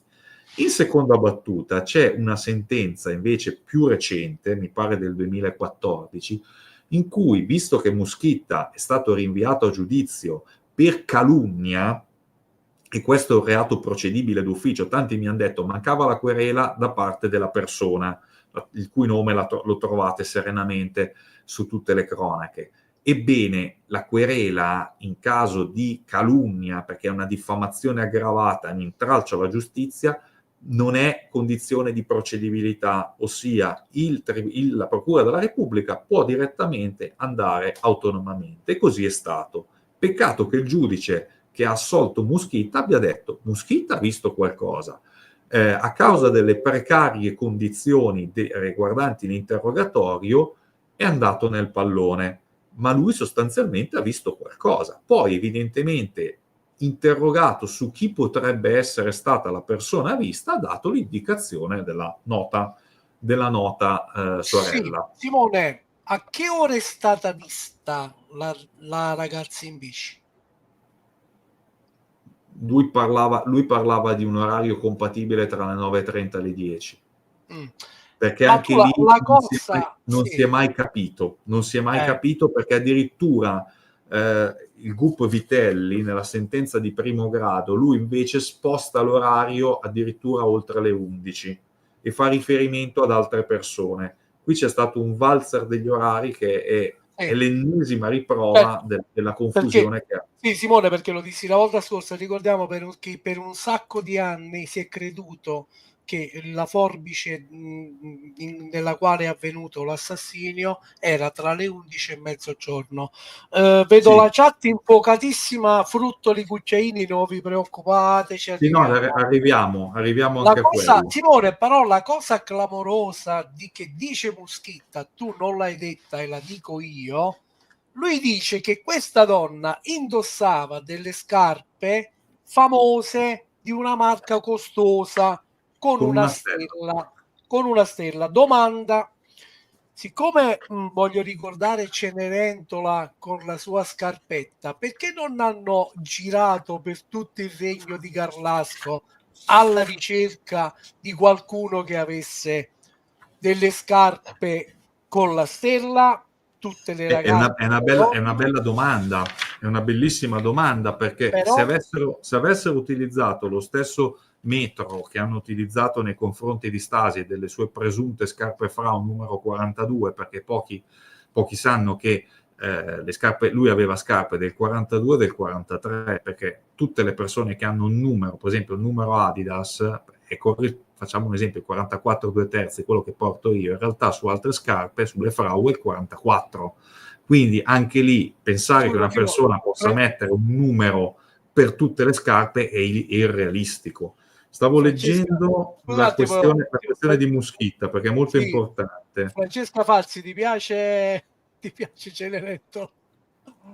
Ti faccio due Allora, domande. Simone, ti posso fare due sì, domande veloci prima che me le sì, dimentico? Sempio sì, conosceva le sorelle? no. A quanto dichiarano loro, ma su questo ho diversi dubbi, le sorelle non conoscevano Sempio e Stefania K ha dichiarato di non conoscere, a Sit l'ha dichiarato, di non conoscere neanche Alberto Stasi. Le sorelle gli è stato mai preso il DNA? No, no, che io Ok, sappia no. bene. Tu credi che se si ricercava la scarpetta si sarebbe raggiunti a un risultato finale? In un quadro indiziario come fonte di prova sarebbe stato un elemento molto importante. Se pensi che per Stasi nelle indagini riaperte per l'appello bis sono andati persino a Spotorno a chiedere informazioni al negoziante di fiducia calzolaio degli Stasi, e questa si è inventata o ha ricordato che che uno, che Stasi prendeva scarpe Frau, e due, che una volta era stata pagata in contanti. Quindi possiamo immaginare di tutto di più, perché con un paio di scarpe di un certo tipo può essere facilmente, soprattutto in una zona come Garlasco, Pavia, Vigevano, che era un paese noto, Vigevano, per l'industria calzaturiera, si può andare comunque a recuperare con ragionevole certezza un ventaglio di, diciamo, restringere la rosa delle opzioni, un ventaglio di rivenditori, e quindi andare a vedere poi la rosa delle opzioni. Simone, Comunque, questo sì, indizio, scusami, sì. ma non ne parliamo, lo elenco soltanto. Le attività che Alberto ha dichiarato di aver svolto la mattina del 13/8 consentono di collocarlo su tale scena in una finestra temporale compatibile con la commissione dell'omicidio. Ci arriviamo Allora, dopo. Allora, tu volevi finire con Moschitta?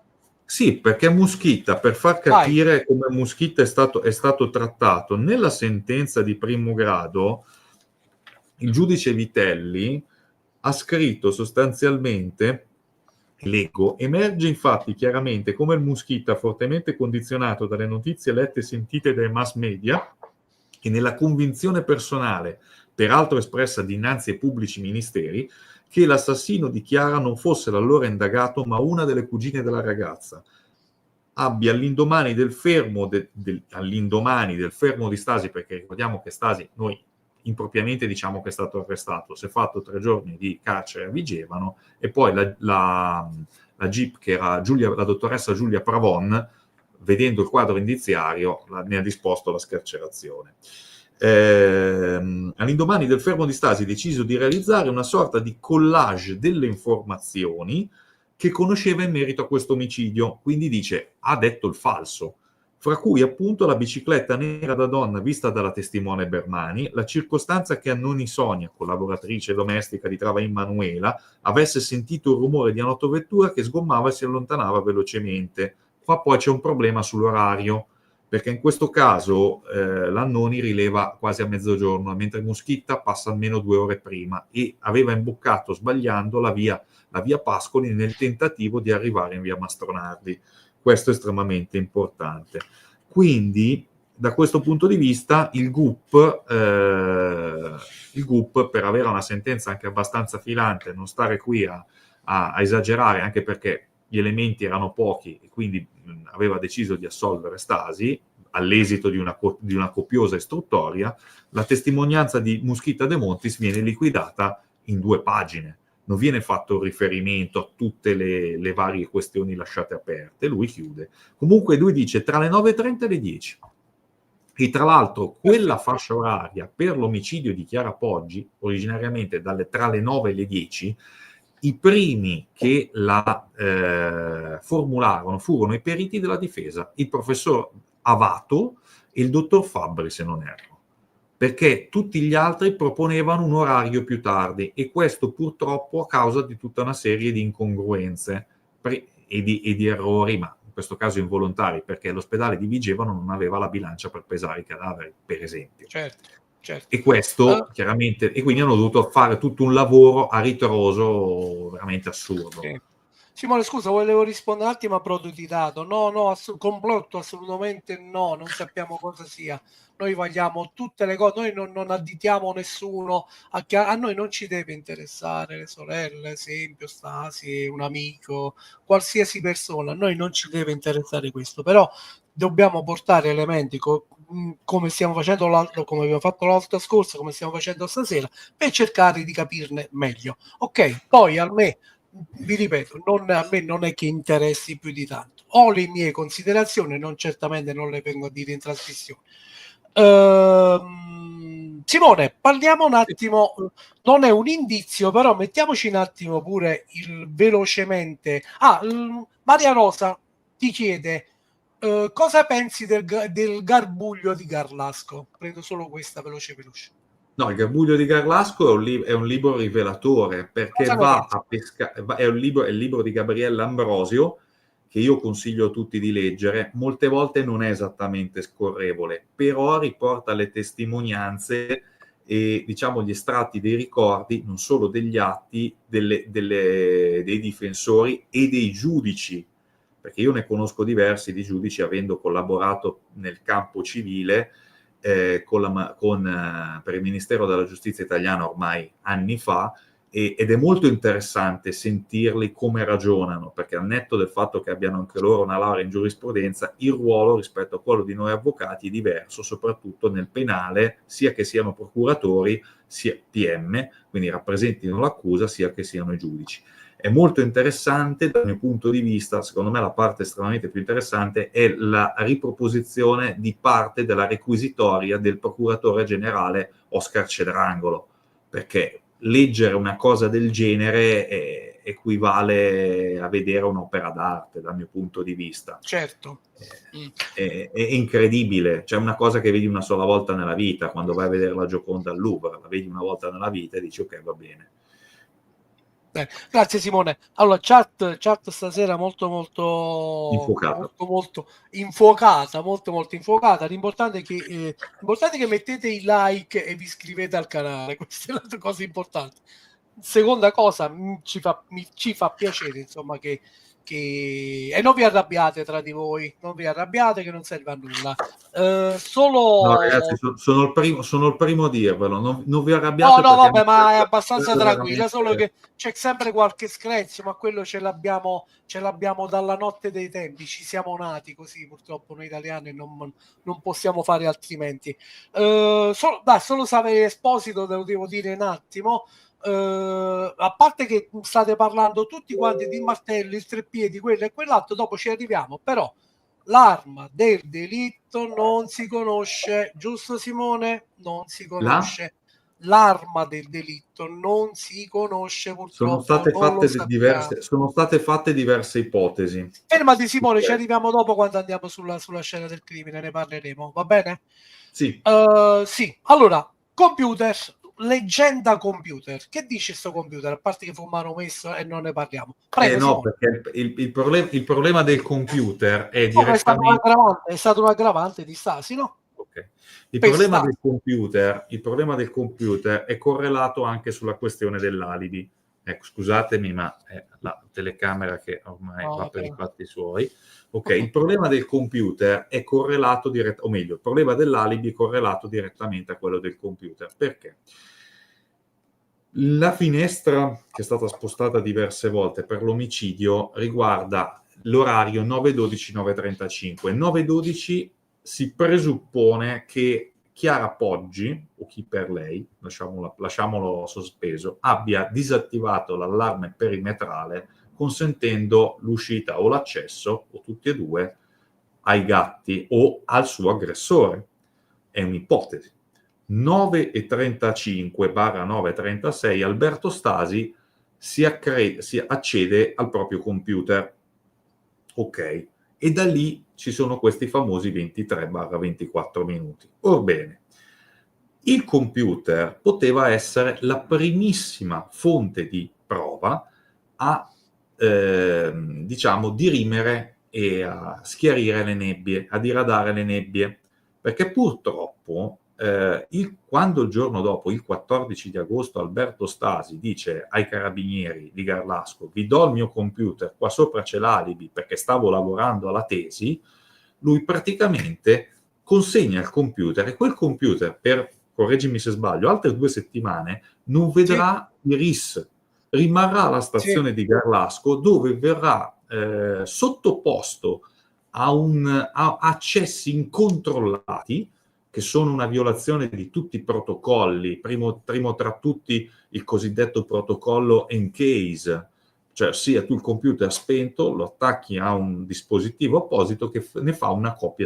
a spento. Poi da quella copia fatta a computer spento ne verrà fatta un'altra, e su questa seconda copia dovranno essere effettuate tutte le analisi, chiaramente, del computer. Invece il computer è stato totalmente manipolato da parte degli inquirenti. Il problema è che poi, quando i RIS avranno in mano il computer, diranno: assolutamente non c'è prova dell'attività di Alberto Stasi. E quindi il suo alibi verrà meno. Di contro, verrà invece raccontato che su quel computer c'erano solo immagini pornografiche, lui non stava lavorando a nessuna tesi, e quindi lui quella mattina ha raccontato solo bugie.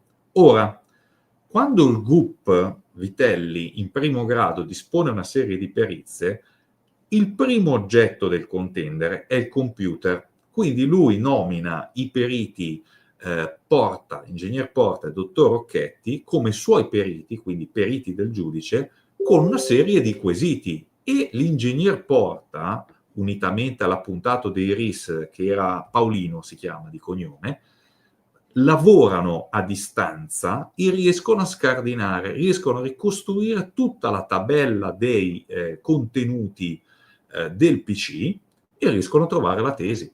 Tant'è che Porta quella sera, e lo racconta Gabriella Ambrosio, chiama il giudice Vitelli e gli dice: dottor Vitelli, è sveglio? Sì, com'è? Si sieda un attimo sul divano. Perché? Perché il ragazzo ha raccontato la verità. Quel giorno stava lavorando sulla tesi. Tra l'altro Porta, che è dotato anche di particolare intuito, è andato a controllare se Stasi stesse lavorando alla tesi non di comodo, ma stesse lavorando veramente, e lui nota che il lavoro è coerente nei giorni, cioè cambia i nomi, cambia i periodi delle frasi per renderle più semplici, cioè sta facendo un lavoro intellettualmente impegnativo, non sta facendo un lavoro di comodo in cui cambia un aggettivo con un altro magari in automatico.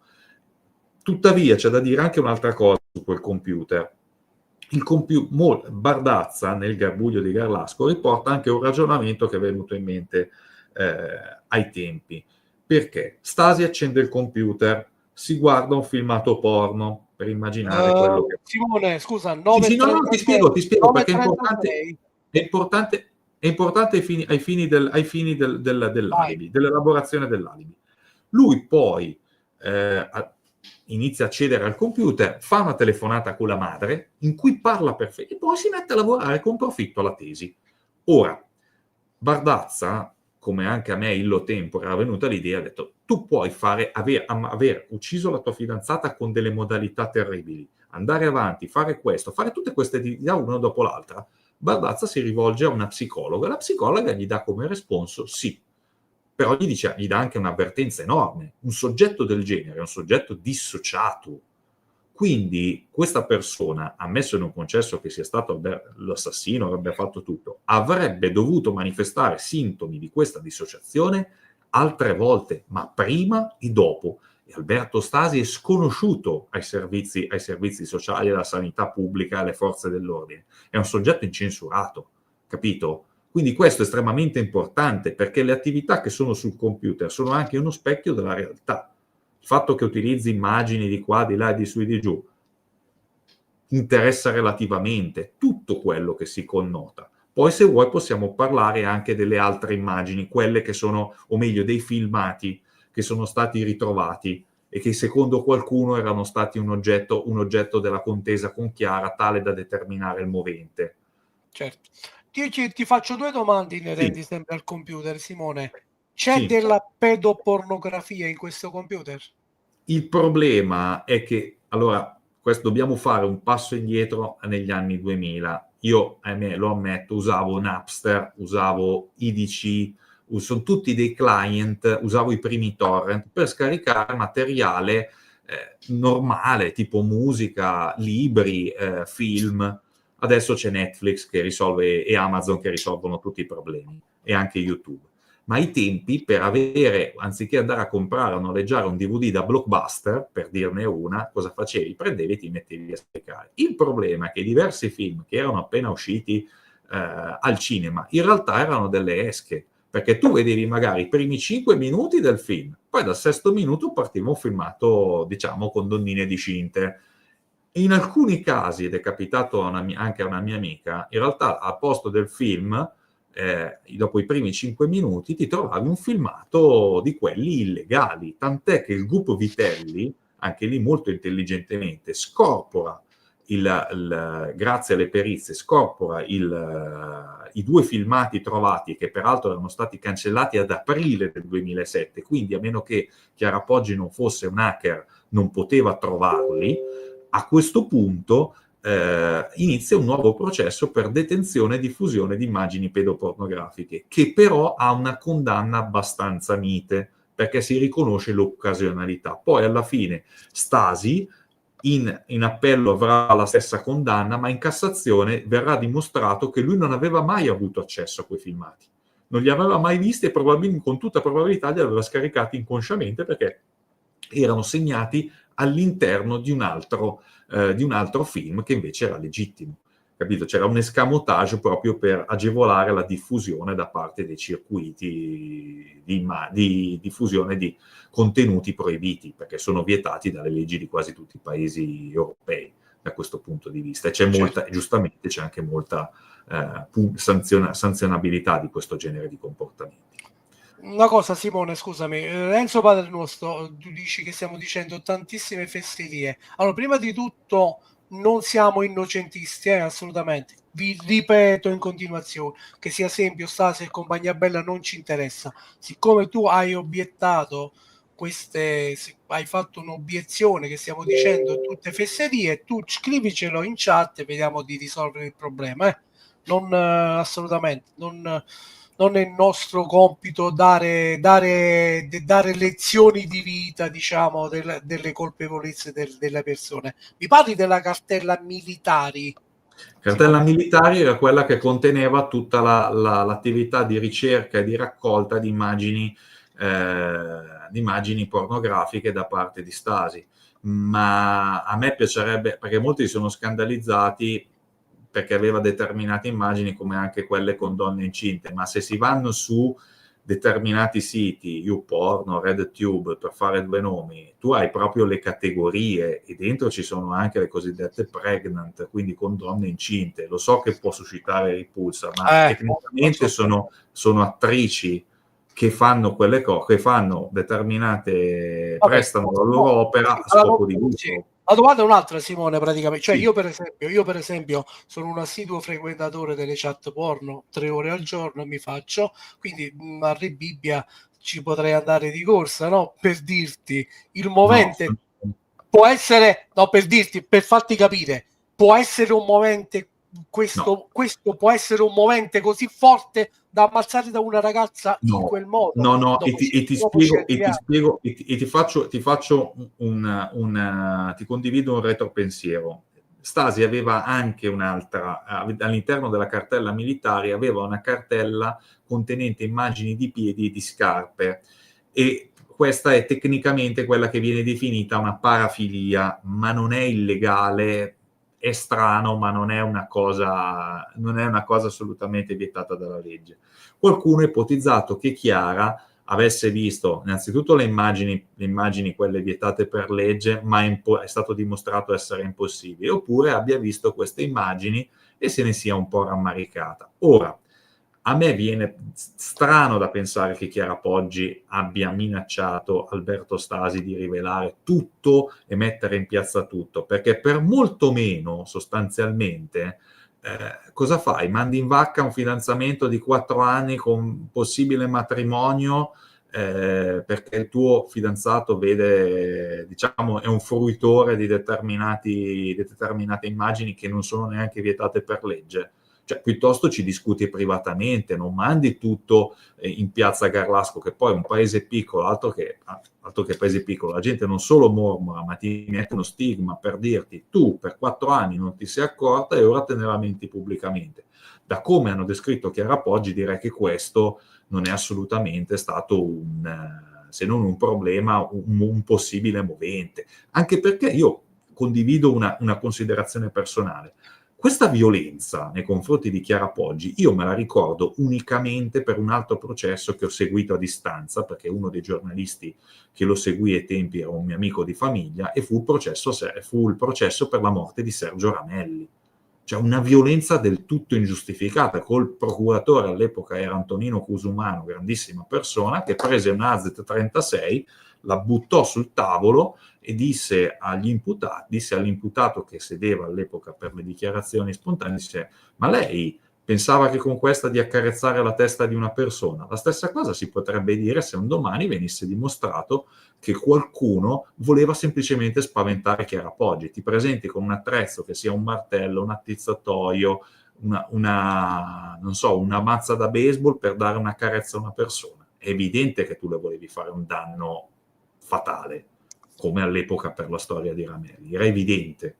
Qua non si parla neanche di dolo eventuale, proprio dolo specifico. Comunque faccio una battuta, siete veramente centinaia, faccio una battuta con tutti quanti, no?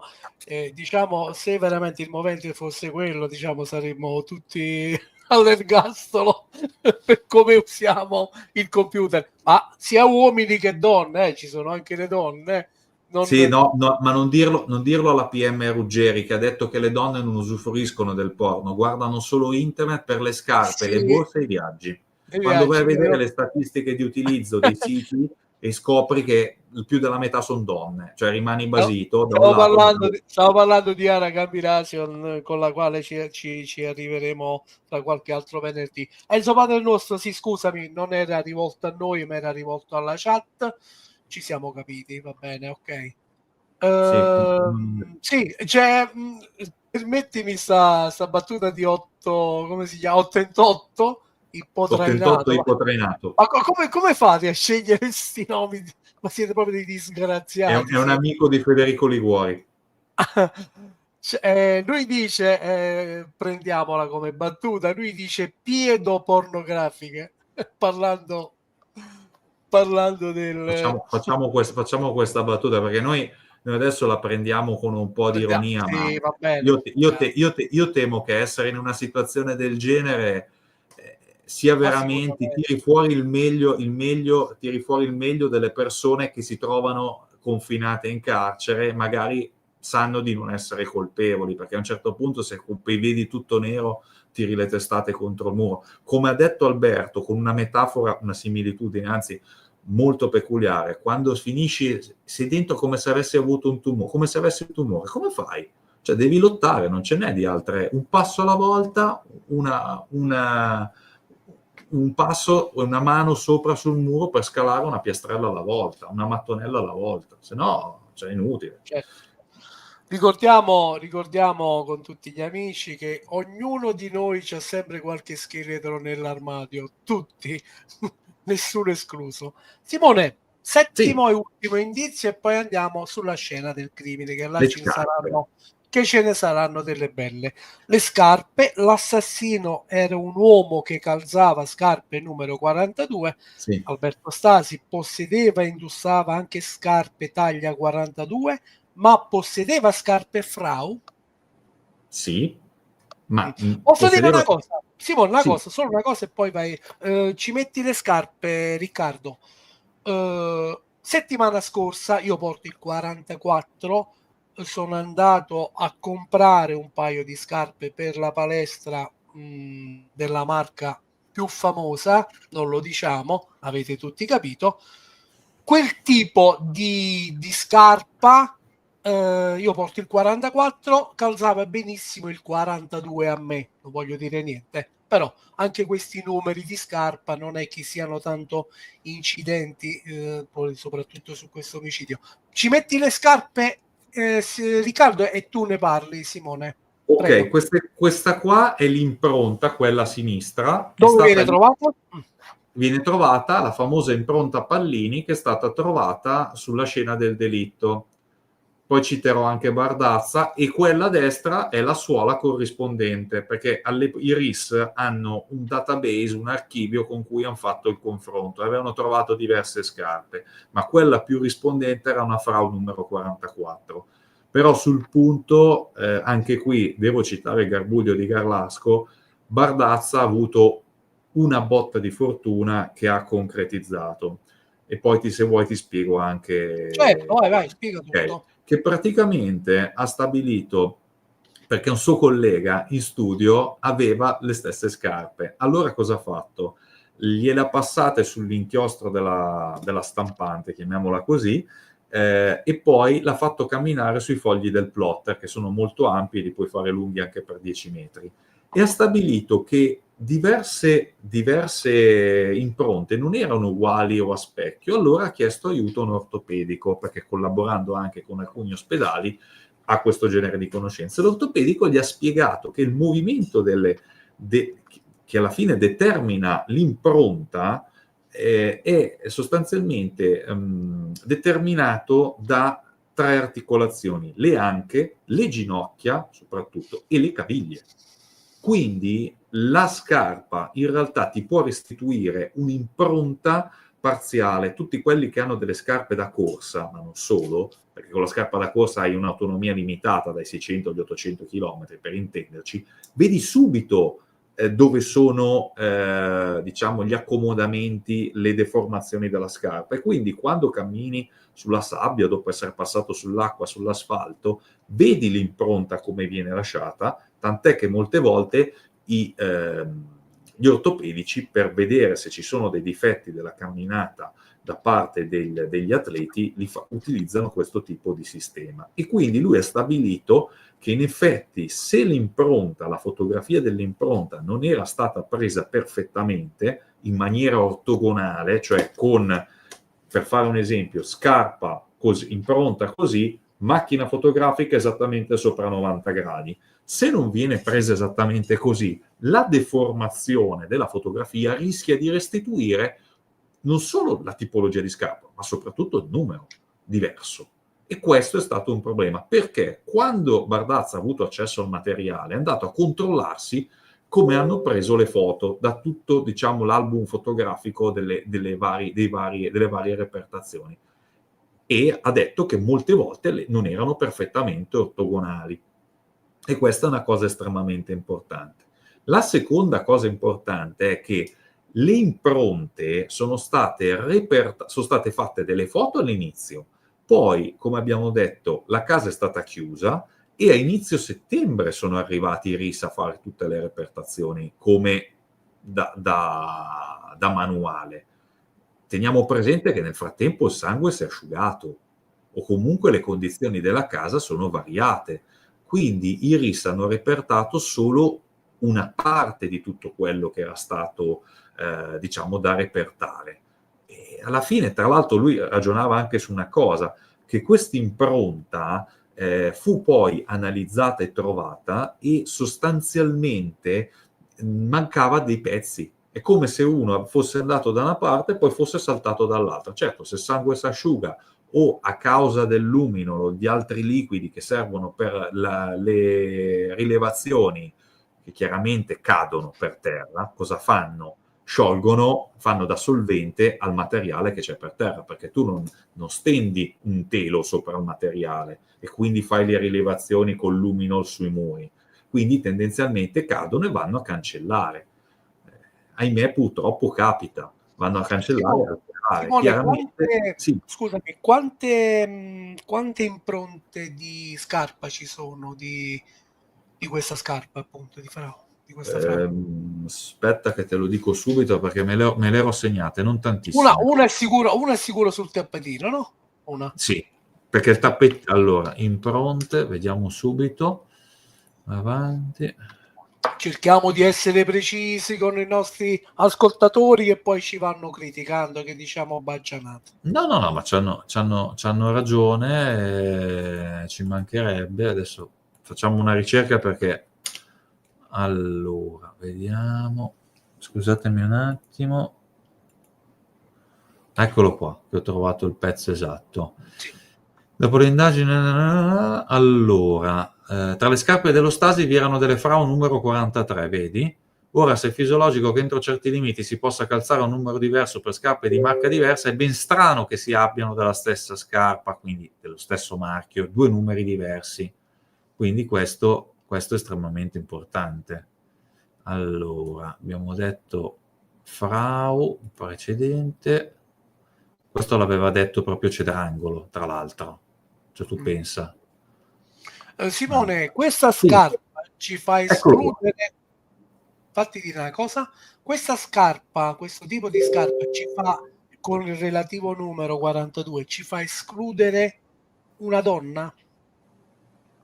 Ma con tutta probabilità sì, perché è una scarpa da uomo. Nessuno vieta a una donna di mettere ma la conformazione del piede femminile è diverso, anche Certo, la camminata è diversa. certo. Quindi, secondo E me, è una possiamo scarpa dire da uomo. Simone, possiamo dire al 100% che sia la scarpa dell'assassino? Al 100%, io sul 100% non lo direi neanche se Potremmo pure pensare che sia quella di Alberto quando arriva il qualcuno addirittura la ipotizzò scena che del crimine.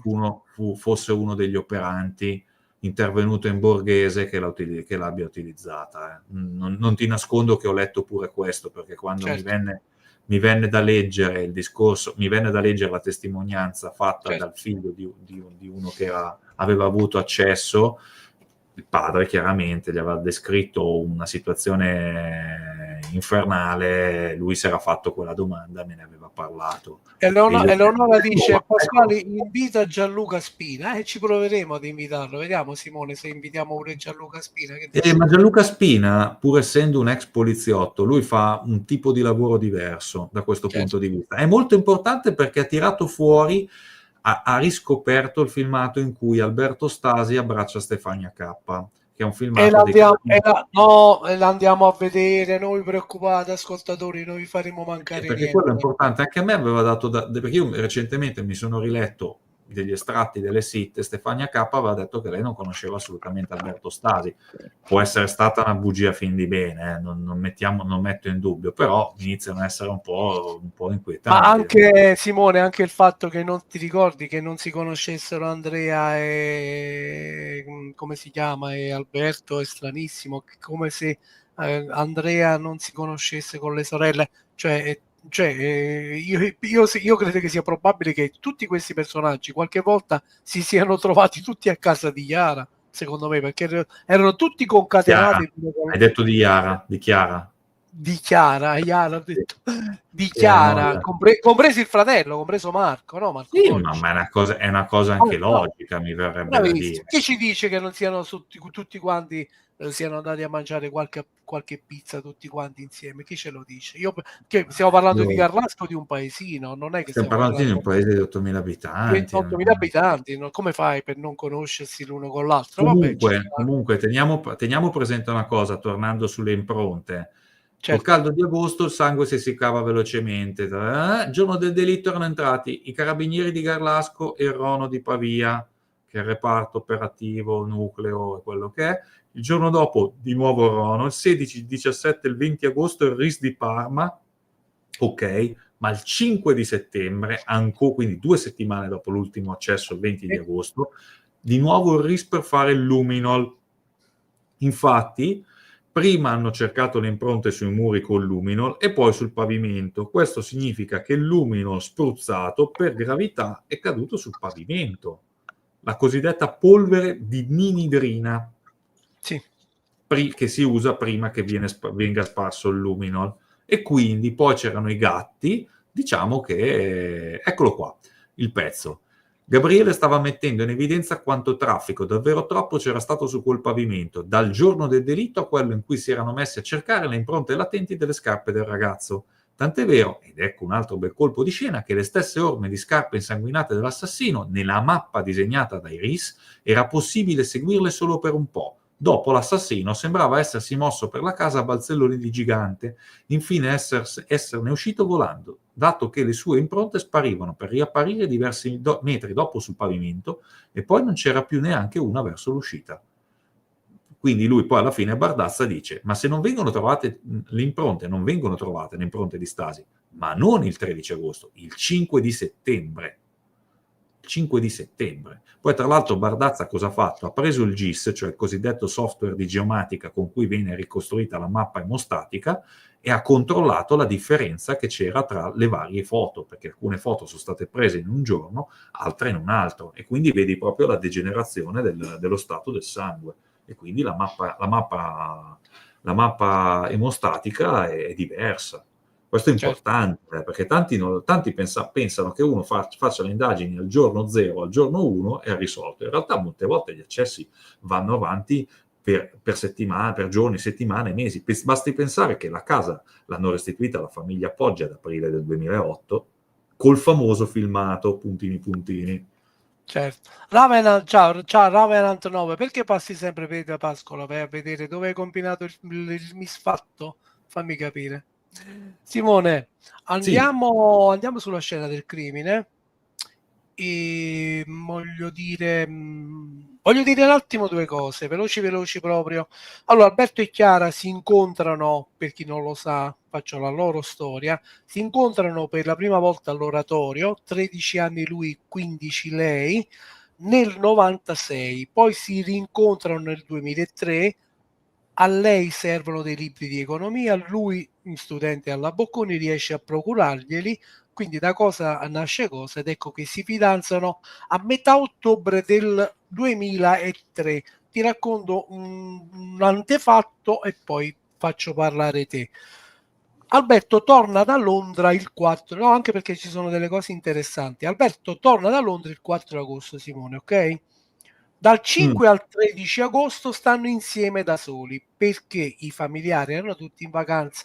Lui dirà che hanno fatto l'amore una sola volta nella notte tra il 10 e l'11 agosto. Cosa importante, dal 5 al 9 agosto Chiara avrà le mestruazioni, confermi? Sì, sì, Perfetto. sì, confermo Allora, da questo punto di vista. perfetto. Simone, allora, che avviene la sera precedente? Poi invito Riccardo a mandare qualche foto, te lo chiedo Allora, dopo. la sera precedente i Sì, ragazzi mangiano la pizza, poi a una certa ora, se non mi sbaglio intorno alle 10, ma qui ci sarebbe da fare una piccola spiegazione sulla situazione della sicurezza di Casa Poggi, ossia di solito Chiara, quando chiudeva la porta, inseriva anche l'allarme di cui conosceva il codice. Quindi Stasi non lo conosceva, non lo conosce e non aveva tantomeno le chiavi.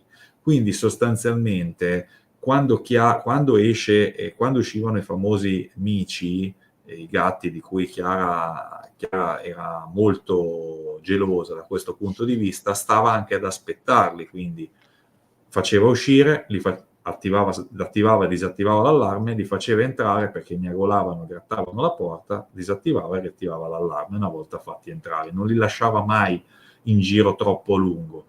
E da questo punto di vista, tornando al discorso Stasi, Alberto va a prendere una pizza da mangiare in compagnia di Chiara, mangiano la pizza, lui si mette a lavorare alla tesi, nel frattempo immagino che si sia lavato anche le mani col famoso dispenser.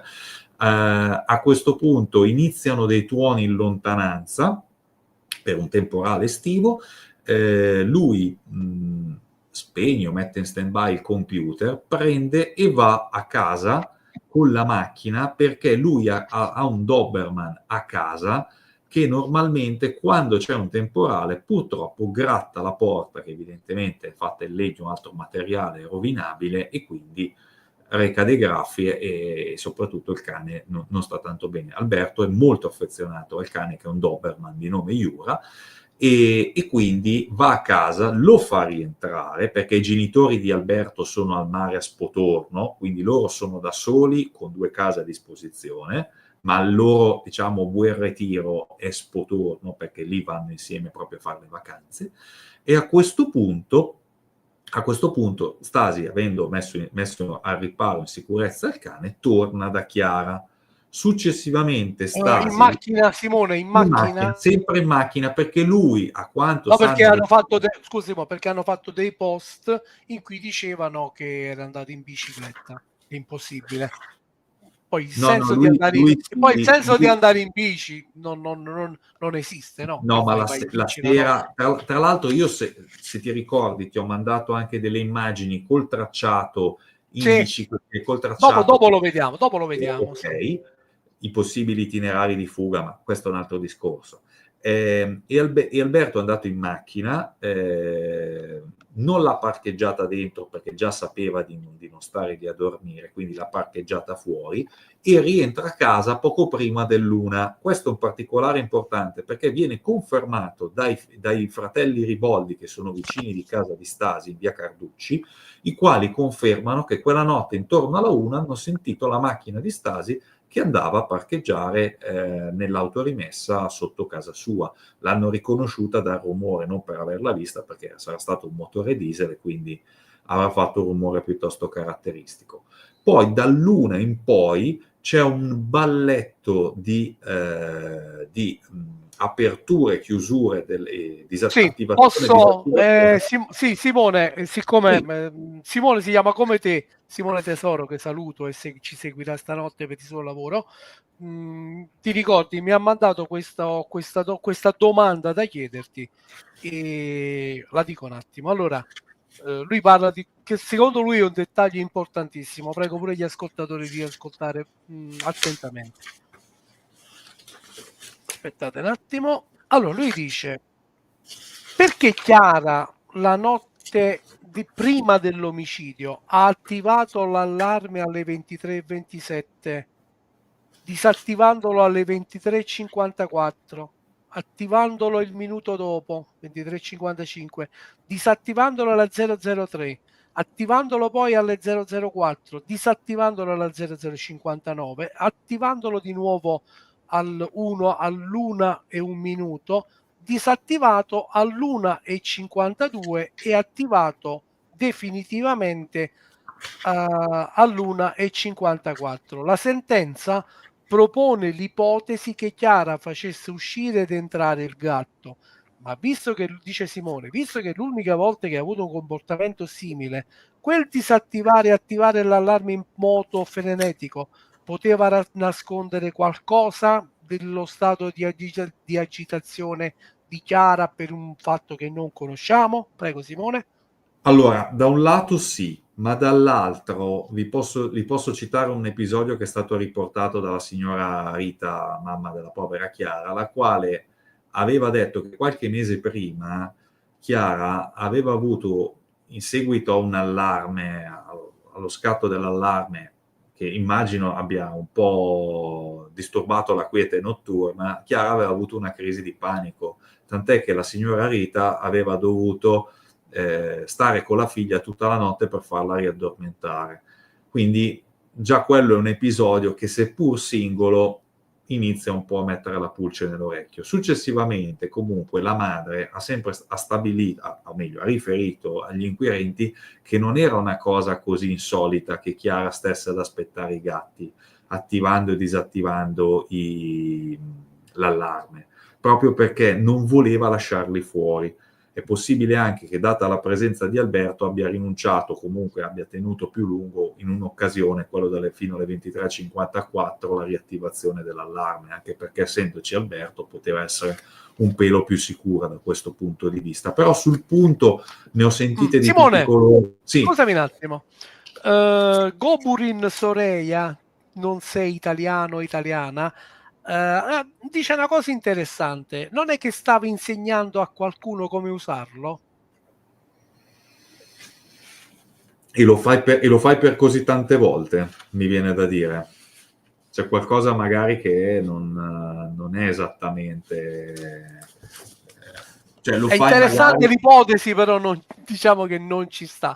Però hai No, avuto comunque una è buona deduzione. è un'ipotesi non stupida, non stupida, però lì c'era Alberto. Alberto non conosceva neanche il funzionamento di quell'impianto d'allarme, tant'è che c'è stata una circostanza letta, diciamo, in una maniera anche comoda da parte di certi giornalisti, che Alberto, dopo aver ucciso Chiara, secondo l'ipotesi ricostruttiva di questi giornalisti, sia andato a casa, poi abbia continuato a telefonare per crearsi il famoso alibi del fidanzatino preoccupato, ma dall'altra parte, a un certo punto, è entrata una cosiddetta sicura dell'impianto d'allarme che alza il telefono come se ci fosse un risponditore muto e per far sembrare che ci sia qualcuno a casa, sostanzialmente.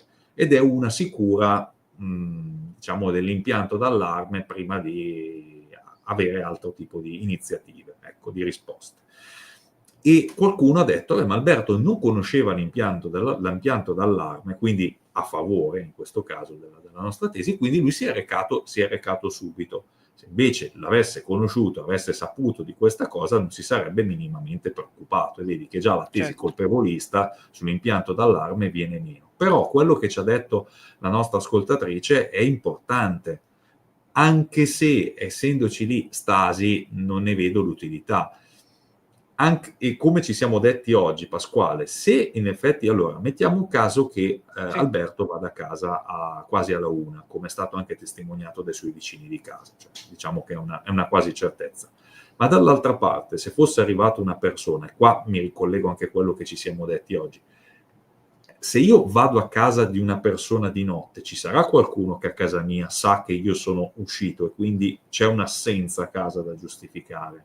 Quindi se Chiara, ammesso non concesso che ci fosse un'altra persona insieme a lei quella notte, è evidente, e qua mi fermo, che qualcuno sa che c'era un'altra persona lì o ci poteva essere un'altra persona lì. Però prove anche lì, al netto dei famosi fruttolo e del posacenere pieno di cenere ma Attenti non che di fra poco ci mozzicone, non ne ho visto. arriviamo, aspettate un attimo che fra poco ci arriviamo. No, io sai che ti devo sempre inzigare, ti devo provocare da questo punto di vista. Simone, dimmi una cosa, chi era in possesso delle chiavi oltre alla famiglia La Piocci? nota, allora, da SIT la nota famiglia, la Cioè, famiglia che non si può pronunciare, o sì, meglio, quella famiglia mm, perché era banalmente perché la sorella di Giuseppe Poggi era a casa in quel periodo e come farebbe qualsiasi fratello, dice guarda ti lascio le chiavi, poi lui aveva anche un'altra sorella,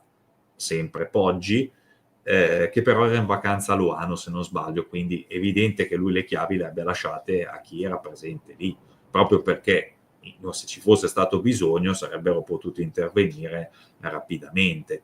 C'è anche certo. da dire che a proposito delle chiavi, qua però si entra nel campo delle speculazioni, sia stato notato che il posacenere vicino all'ingresso, o meglio, lo svuotatasche vicino all'ingresso conteneva le chiavi di Chiara Poggi sotto il telefonino e una chiavetta USB.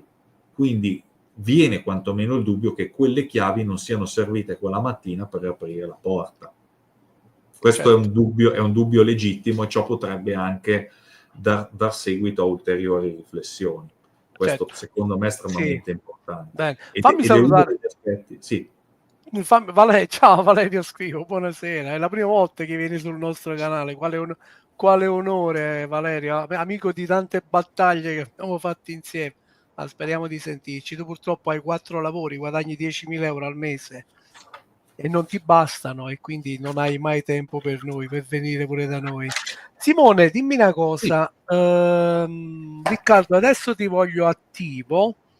Mostrami un attimo il letto di Chiara.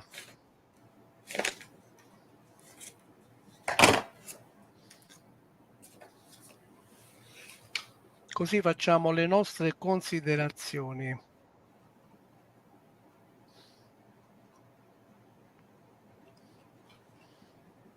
Arriviamo subito, scusate un attimo.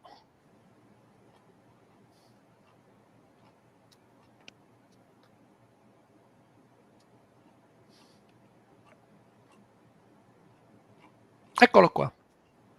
Simone, Allora. questo letto si trova nella sopra, no? Nel piano Sì, superiore. sì, piano di sopra la camera di Chiara. Cosa ci dice questo letto? No, che la ragazza la ragazza o chi per lei può avere dormito serenamente nel letto, anche perché lei nella stanza, quella della televisione, il salottino che c'era, sul divano c'è presente un cuscino. Sì, Quindi mi viene sì, anche da pensare che lei abbia potuto dormire parte della notte, sempre che sia rimasta da sola durante la notte, parte della nottata l'ha trascorsa in camera, poi magari verso la mattina si può essere trasferita giù anche in previsione della colazione e aver magari riposato o dormito sul divano da certo. basso. Possiamo dire, Simone, che abbia dormito qua tranquillamente, posto unico, diciamo in disordine, ma semplicemente perché si è alzata o no e ha mosso Sì, le coperte. può essere andata Esatto, giù, aver fatto sì. anche colazione e essersi riaddormentata. Riccardo, mettimi il divano, quella successiva. Eccoci qua, Eccolo qua. vedi, questo è il divano della Questo è saletta, giù. sì, vedi che ci sono due cuscini. Bravo. Quindi in Che effetti lei, probabilmente può essere lei pure può che sia essere scesa anche, sotto e si è riposata là. Là che sì, ci sono le merendine, le famose merendine, sì, biscottini, cornflakes. la Mm, colazione perché hanno trovato dei cereali non hanno cioè, trovato latte e suoi derivati, latte, perché ma non lo vediamo, non lo no, vediamo. lei era intollerante al lattosio. Questo è stato Certo, scritto anche nei vari referti, perché hanno fatto certo. il test chiaramente in sede Simone, di fronte c'è la televisione a basso sì, volume, di fronte? sì, ma non la vediamo da qua. Mm. certo. Quelle sedie cosa ci dicono? Quelle sedie possono essere state anche utilizzate per mettere del materiale, quindi Certo. materiale inteso dire normale, perché se è un salottino devi fare.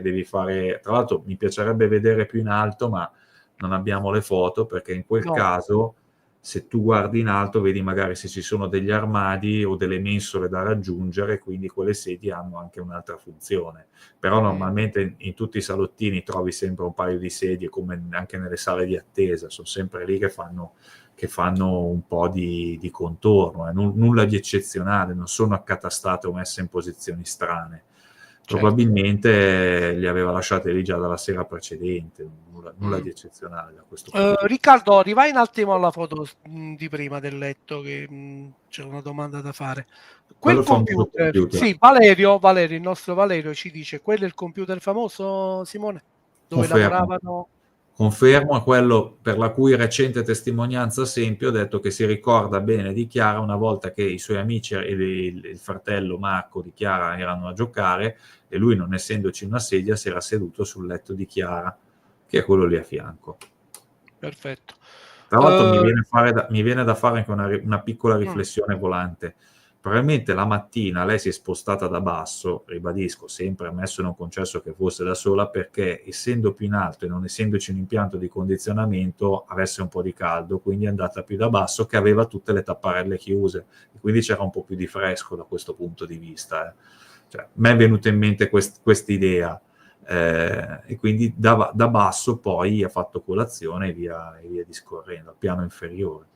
Però sì, quello è il computer, quello è il letto e poco altro. Certo, Simone, mo mi è venuto in mente il fatto del lattosio, eccetera, eccetera. Probabilmente la sua pizza era una pizza semplice, senza mozzarella e senza cose sopra varie, no? Potrebbe anche essere. Potrebbe. Riccardo, siccome è uscito questo video clamoroso in questi ultimi giorni, Riccardo e Simone ci ha mandato qualche fermo immagine. Riccardo, se vai un attimo a mettere i fruttoli e bla bla e tutto il resto, vediamo un attimo, Simone, le sue considerazioni. I famosi fruttoli che stanno guastando le notti di tante persone. Ma Vedi un attimo.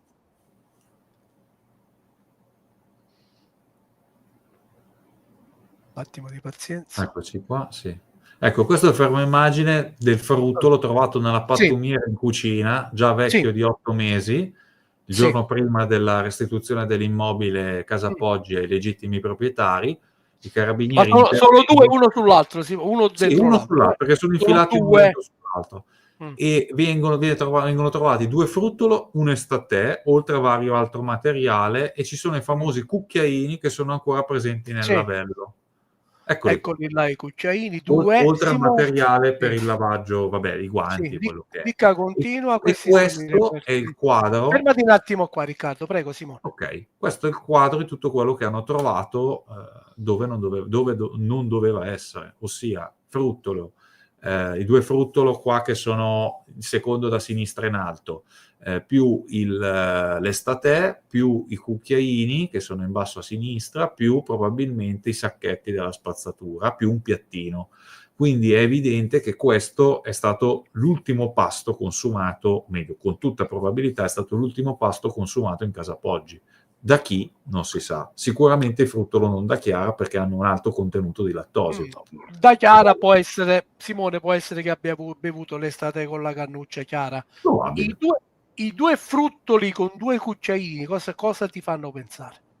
A una colazione condivisa da qualcun altro, da 2 persone, perché sennò la stessa persona avrebbe lavato il cucchiaino e l'avrebbe utilizzato ancora.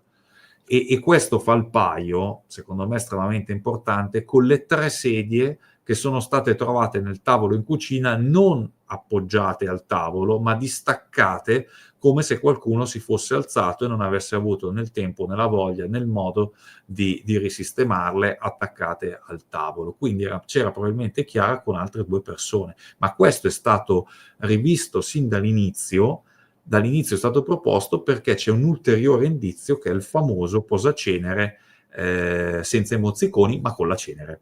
cosa che ha stupito anche la mamma di Chiara Poggi quando l'avvocato Tizzoni in un'intercettazione gli fa presente la situazione e dice no, assolutamente, Chiara non fuma solo Giuseppe, ma non fuma, il marito, ma non fuma dove è stato trovato il posacenere. E poi soprattutto anche a me viene in mente, ma se tu devi pulire tutto il posacenere, non pulisci, non tiri via solo i mozziconi, pulisci tutto.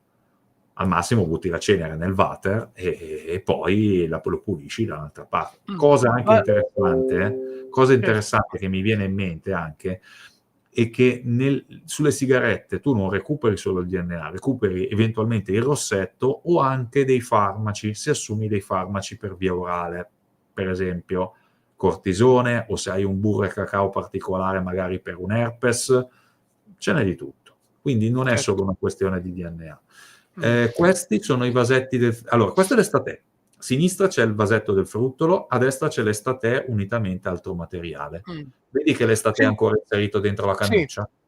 Simone Valerio fa una domanda interessante. Lui dice: non hanno sottoposto. Allora, prima di tutto, per chi non l'avesse capito, questi reperti furono riscontrati, Simone, il giorno dopo, quando liberarono la casa della famiglia Poggi, il giorno prima, e la casa la restituirono alla famiglia Poggi da agosto nell'aprile, dopo 8 mesi, giusto?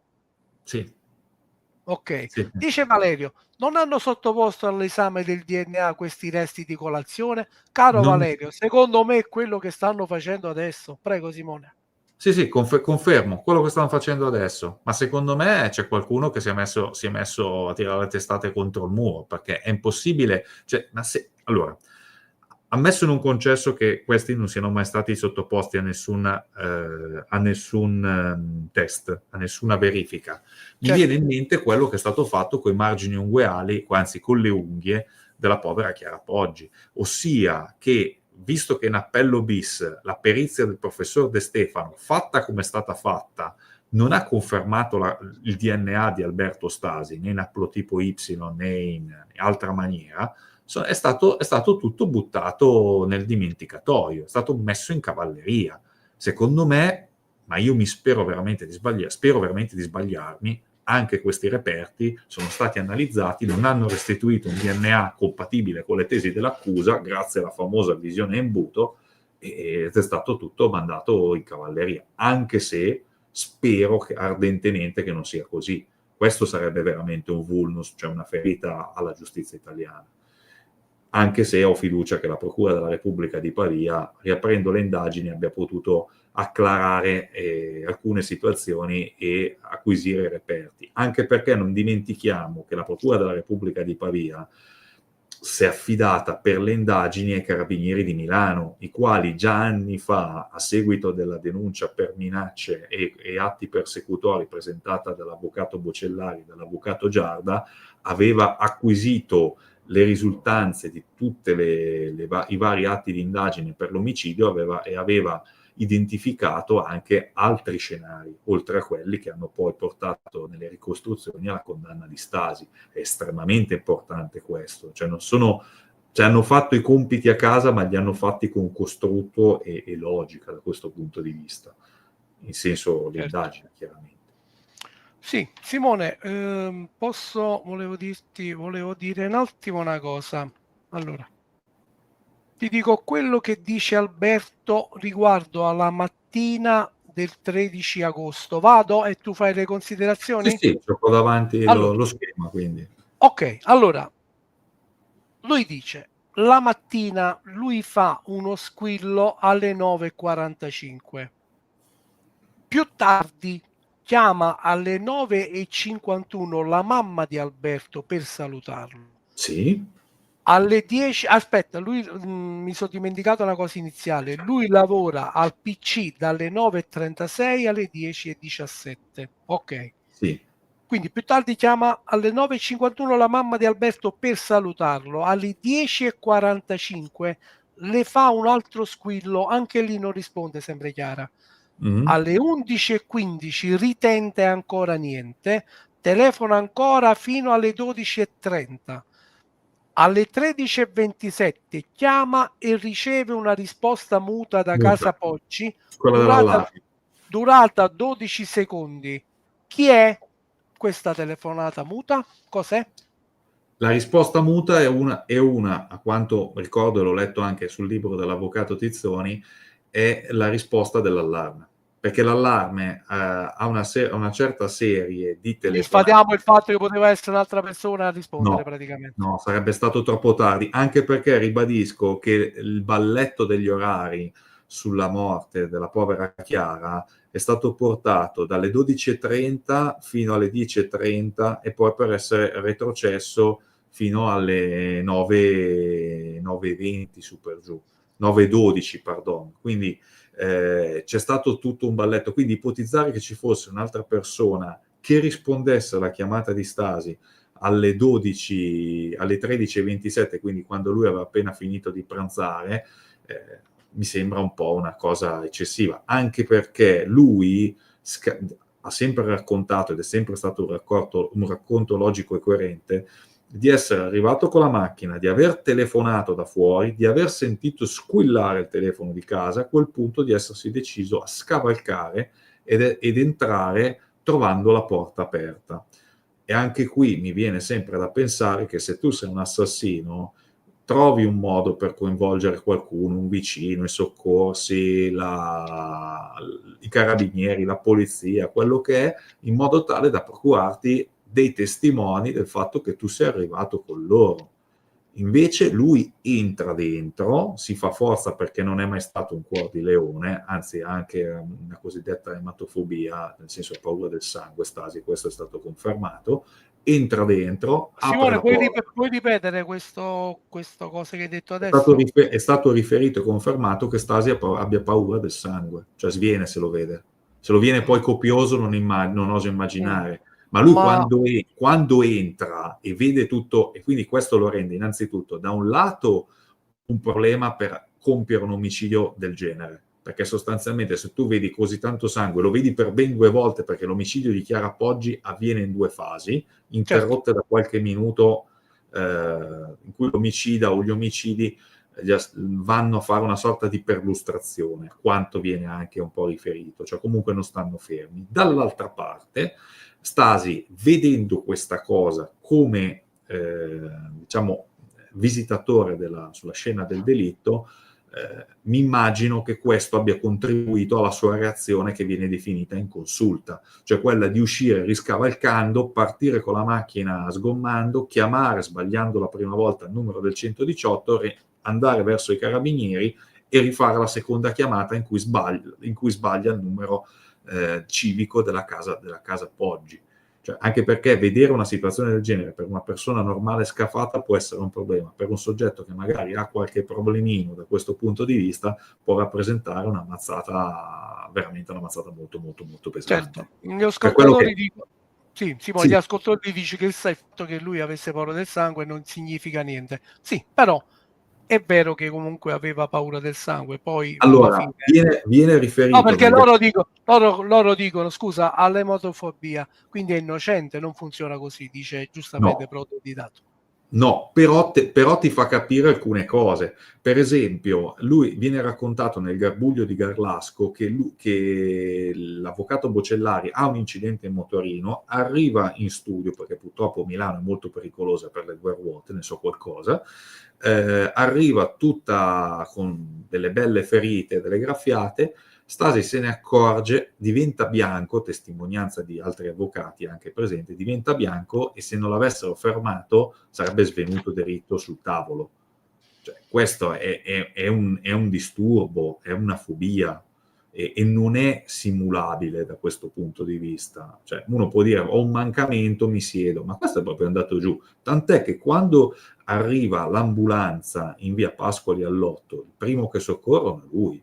Lui ha una crisi, lui è proprio quando scende l'adrenalina ha un attacco di panico mostruoso. A me è capitato di vedere anche stati di shock piuttosto particolari con reazioni quasi da automa.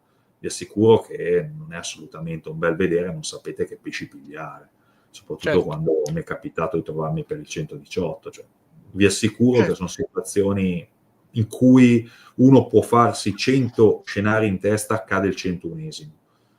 Certo. Ditemi.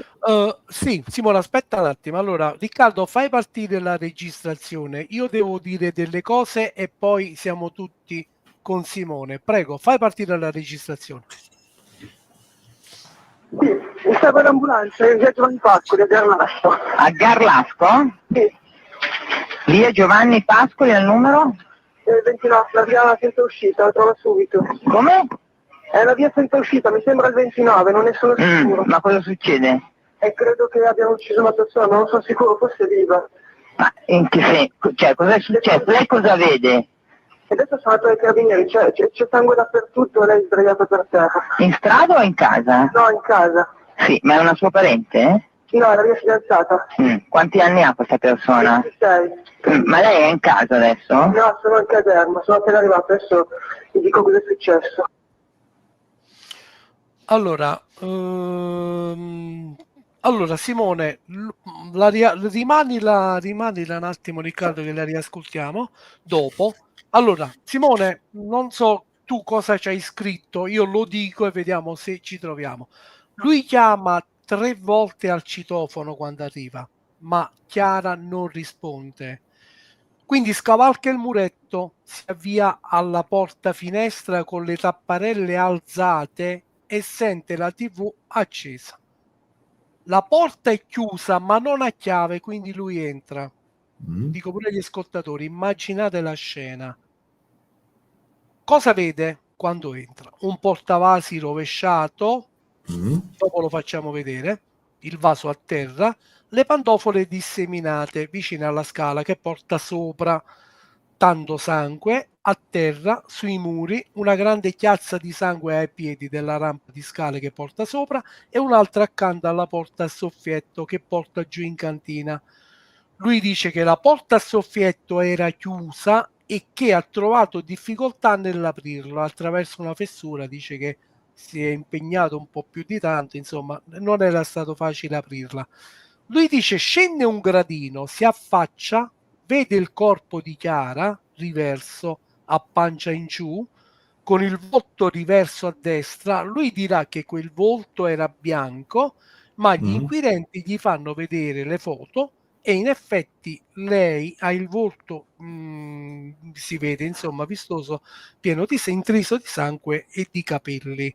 Fai tue considerazioni, poi facciamo riascoltare la registrazione, che voglio tue considerazioni anche sulla registrazione. Allora prego Simone. Innanzitutto, se non mi sbaglio, lui entra in casa non per il citofono, ma per la questione che telefonando sente il telefono dentro che squilla, per riagganciarsi al discorso della telefonata muta, che però avviene prima e quindi è il motivo che lo spinge ad andare lì fisicamente.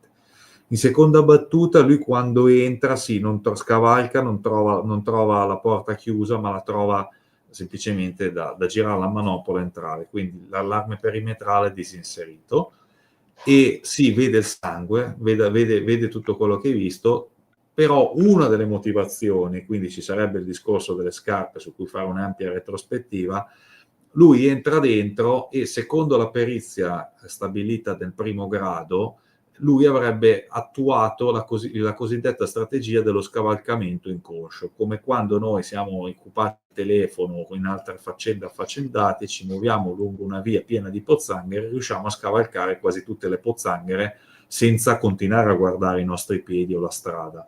E questa è la cosiddetta strategia dello scavalcamento inconscio, che poi è stata messa in crisi dalla perizia ordinata nell'appello bis, che però ha tutta una serie di problemi che andremo a vedere poi in un'eventuale puntata ulteriore. Certo. Quindi a questo punto uno dei motivi per cui sulla questione della vista del corpo della povera Chiara è stato che lui la porta a soffietto e l'ha vista anche perché è sostanzialmente diversa dalle altre porte.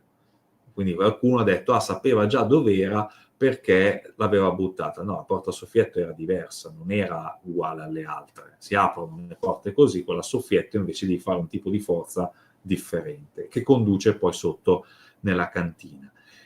Sulla questione del corpo / della faccia, lui dice di non aver mai acceso la luce. Sul punto qualcuno disse che la luce era stata trovata accesa, ma poco importa, perché la faccia di Chiara era una maschera di sangue, non era sicuramente bianca, Certo. ma sul punto a me viene da pensare che sia anche la sua mente che gli abbia giocato questo strano scherzo, non che si fosse conscio nel dire questa cosa. Anche perché se tu vedi una persona, qualcuno ha anche ipotizzato, ma lui l'ha ammazzata, era bianca, sì, ma lui come poteva sapere che buttandola sui primi scalini poi questa sarebbe scivolata giù fino in fondo? Cioè, è controintuitivo. Cioè, a questo punto tu devi Scusa, pensare che lui da un Simone, lato... tra l'altro, scusami Simone, dove sono le scale giù, sulla destra, diciamo, tu passa sul battiscopa, insieme al muro si vede una strisciata di 2-3 metri, molto più copiosa rispetto a quella sulla rampa delle scale, perché Sì, perché è forse là stata... c'è stato un secondo... Ma tu pensi che l'abbia sbattuta vicino al secondo gradino, diciamo, vicino alla parete? Per creare tutto quel sangue? L'assassino sicuramente dopo averla uccisa l'ha sollevata in qualche maniera, sul punto ci sono diverse tesi, e l'ha buttata, l'assassino o l'assassino o il suo complice l'hanno buttata giù, ma la testimonianza tecnica del fatto che sia scivolata poco a poco è data dalle pozze di sangue che sono presenti sulle pedate, cioè sulla parte superiore degli scalini, capito? Sulle battute, pardon. Certo. Simone, fammi degli scalini. rispondere un attimo. Sì, Giulia dice: perché lavare 2 piatti e forchette delle pizze e lasciare 2 cucchiaini? Perché la pizza viene mangiata la sera, Giulia, e quindi Chiara ha tutto il tempo di sparecchiare. I cucchiaini vengono mangiati, cioè vengono usati la mattina, dopo avviene la mattanza. Quando li doveva lavare, Giulia? Non ha avuto il tempo di lavarli, capito? Simone, perché le scarpe di Stasi vengono trovate in tonze? Eppure il tappetino della macchina? Allora, sul Perché punto poi dicono che siamo innocentisti, vedi? Facciamo delle domande pure No, contro no. Prego. Sul punto del tappetino, che è una cosa che mi ha sempre lasciato perplesso, c'è da dire che molto probabilmente non è stato cercato a sufficienza. È brutto da dire, ma da questo punto di vista mi viene anche da pensare che sia controproducente per Stasi infilarsi dentro con un paio di scarpe e uscirne con un altro. Dall'altro, già in primo grado, quelle scarpe che sono delle Lacoste erano state definite abbastanza refrattarie, poco inclini a assorbire il sangue, tant'è che poi vengono sequestrate a Stasi, se non mi ricordo male, quasi un giorno dopo. Quindi questo aveva potuto girare per il giardino, per la strada, per la caserma dei carabinieri di Garlasco, tornare a casa sua, e quelle scarpe non erano state ancora sequestrate, capito? Certo. Quindi lì Sì, c'è sì. proprio un problema tecnico, tant'è che nell'appello bis uno dei quesiti posti, non c'è stato uno dei quesiti posti, che secondo me sarebbe stato logico, ai periti, ossia uno studio sulla composizione di quelle scarpe, sull'eventuale capacità di essere refrattarie al sangue, oppure al contrario di assorbire e poi rilasciarle. Perché se non ricordo male, uno dei 2 carabinieri, Serra o Moscatelli, anche lui quando uscì fuori aveva 0 sangue, se non sbaglio. Tra l'altro c'è da fare anche una nota: la perizia nell'appello bis fu condotta in condizioni diverse sia a livello di temperatura, meteo, era se non mi sbaglio ottobre, mentre invece il fatto accadde ad agosto, proprio con caldo molto alto, cioè quindi molto sensibile. A ottobre c'è già molto meno caldo, una temperatura quasi tiepida, ma soprattutto non sullo stesso materiale, non sullo stesso pavimento. E qui ci fu un problema, perché sul pavimento, quello della perizia dell'appello bis, c'era il linoleum, che è un materiale che ha caratteristiche diverse da una pavimentazione in cotto o in ceramica come Casa Poggi, capito? Poi dall'altra parte si vide, perché non fu solo Stasi nella perizia del primo grado, ci furono anche altre persone che più o meno adottarono inconsciamente la stessa strategia di Stasi, vedo la macchia, cioè vedo inconsciamente la macchia, mi sposto e non la prendo, anche se c'è il fondato dubbio che Stasi, le cui impronte furono ricercate al 5 di settembre, ricordiamolo bene, quindi 20 giorni dopo la mattanza, lui, secondo quanto poteva scabilire, lui c'è passato dentro nel sangue, non l'ha evitato inconsciamente del tutto, un pezzo ci deve essere passato, però le impronte sono state cercate il 5 di settembre, il sangue si era bello che asciugato, era piena estate, c'è una temperatura di 30 gradi in casa, la casa poi è stata, anche qui, ragioniamo sulla conservazione, la casa è stata praticamente sigillata con tutto chiuso, che temperatura ci poteva essere? Superiore ai 30 gradi, il sangue in quelle condizioni diventa secco in poche ore, figuriamoci in giorni, sparisce tutto, più tutta la questione luminol e polveri assortite per le rilevazioni. Certo. Riccardo, sei pronto per rimettere la registrazione? Ti dispiace?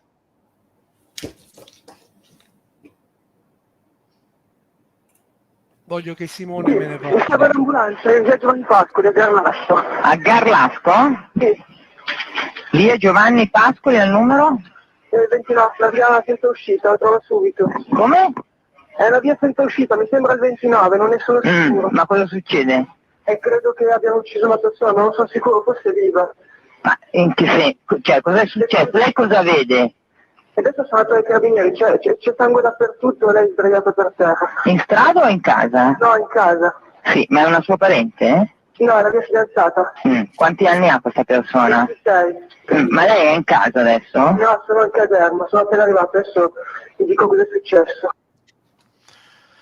Simone, può essere notiamo che è una voce molto molto agitata, può essere la voce dell'assassino? Cosa ne pensi tu di questa telefonata? No. Poi sdraiata per terra, che significa? No, dalla mia esperienza personale lui sta veramente lottando contro se stesso, perché lui, come ribadisco, non era un cuor di leone. Lui sta lottando contro se stesso per fare le cose che dentro di sé sa che sono giuste, cioè chiedere aiuto. Lui l'ha anche detto più volte, meglio, l'ha detto De Giuseppe l'ha riportato, e lui l'ha anche detto in intervista. Io pensavo che lì ci fosse ancora l'assassino. Giusto. Ed è una giusta preoccupazione, perché tu la prima cosa che fai è il principio di autoconservazione. Non è che pensi e dici ok, va bene, non è che sei un alto 2 metri, pesi 120 kg, sei un lottatore dici caso arriva uno dentro con un'arma, ma che vada, me lo porto al creatore. Cioè, vedi una situazione con tanto di quel sangue, l'odore immagino, e caspita, è già tanto che non vai in crisi, non ti venga una crisi isterica, perché ribadisco, forse l'avevo raccontato l'altra volta, c'è stato un episodio qualche anno fa in cui una persona anche di 70 anni va a casa della sorella per andare a trovare, la sorella ha avuto questo si saprà dopo le indagini, ha avuto un mancamento prima che lui arrivasse, picchia la testa contro un elettrodomestico, muore sul colpo. Pensano che fosse già morta per un aneurisma. La signora aveva 80 dispari anni. La persona che arriva vede la sorella, che per lui era stata una seconda mamma, e dà di matto, perché tenta di rianimarla, si sporca completamente di sangue e esce dalla casa che è pieno lordo di sangue. Questo è un altro tipo di reazione, tant'è che poi la Procura della Repubblica ha dovuto ricostruire tutto, redisporre ricovero coatto in una struttura apposita per un TSO a questa persona, e poi ha dovuto fare le valutazioni. Tramite l'autopsia ha scoperto che la poveretta aveva avuto un aneurisma ed era morta di morte naturale. Probabilmente il fratello, arrivando lì, aveva visto la situazione, era completamente partito per la tangente. Poi anche lui qualche anno dopo sarebbe morto di morte naturale, questo è quanto.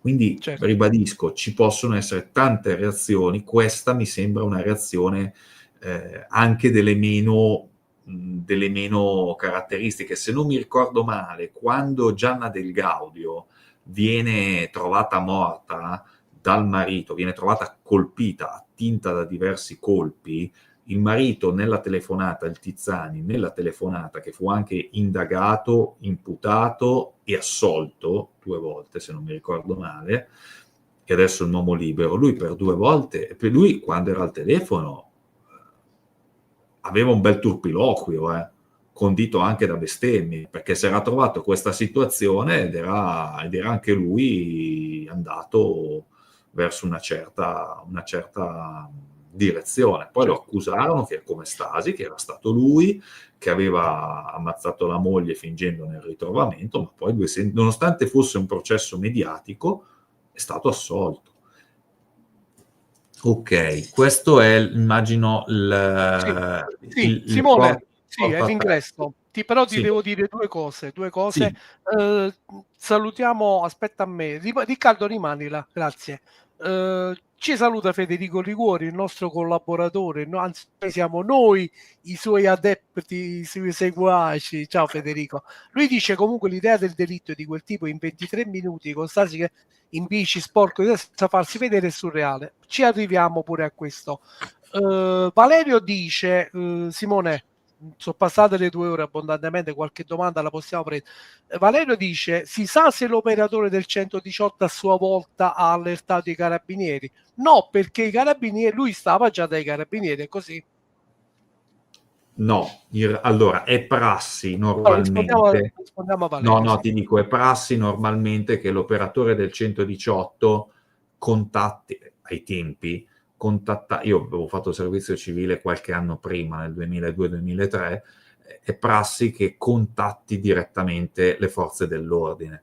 In questo caso viene di solito disposto un'allerta oppure a quel punto è direttamente, adesso la prassi è diversa, era direttamente i carabinieri che, ricevuta la segnalazione, contattavano il 118 per dire siamo qua anche noi, però arriva l'ambulanza, quindi loro nel dubbio la fanno partire. Poi non mi ricordo se fosse una della Croce Garlaschese o una della Croce Rossa, perché di solito c'è chiaramente a giro, prima disponibile, di quelle che erano a contratto vanno, quindi quelle che hanno il contratto di 118 di pronto soccorso vanno.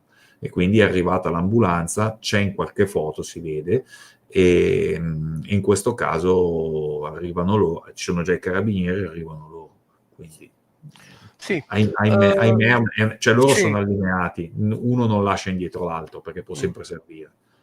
Sì, rimani ancora Riccardo con questa immagine perché ne parliamo fra poco. Simone, sulla scala che va sopra non c'è la minima traccia di sangue, quindi la scena è tutta all'ingresso. Simone, per chi non ha ascoltato la nostra puntata scorsa e se ne è parlato molto anche in chat, mi dici il fatto delle mutande? Allora, le mutande, questo ascoltate bene. Sono state ritrovate diverse mutande unitamente a una busta di plastica della H&M, ma le mutande non sono mai state analizzate. Alcune erano pulite a prima vista, altre sporche, erano state disseminate sul divano e sempre a piano terra, e mi pare a qualcuna anche al piano superiore, ma non si è mai fatta un'analisi per capire se fossero di chiarapoggi o meno. E queste sono ma non c'era un fagotto, cioè che stavano in una busta? Alcune sì, altre no, come se qualcuno o le avesse tolte da quella busta per disseminarle o se invece le stesse raccogliendo, ma non si riesce a capire il perché. Sono uno dei numerosi misteri nel mistero, perché oggettivamente non hanno un senso. Cioè, a meno che non ci fosse una persona lì che era andata nello specifico per uccidere Chiara Poggi e volesse poi a sfregio lasciare delle sue parti di abbigliamento intimo. Ma quale pro? Cioè, anche qui non bisogna farsi irretire dalle facili conclusioni. Poteva essere un furto, per quanto riguarda, quasi feticistico, delle mutande di Chiara Poggi. Poteva essere invece uno al contrario che andava a portare delle mutande altrui a casa di Chiara Poggi. Cioè, Simone, è un particolare che non tanti sapevano, è emerso prepotentemente 2 o 3 anni fa, che ne avevo parlato con un giornalista, anche lui mi diceva che è una cosa che non si spiega. Sembra quasi che qualcuno le avesse prese, non si sa da dove, e avesse deciso di lasciarle lì come una sorta di souvenir. Non sono state portate via, quello è vero, quello è sicuro. Sono arrivate lì e sono rimaste lì, punto. Certo.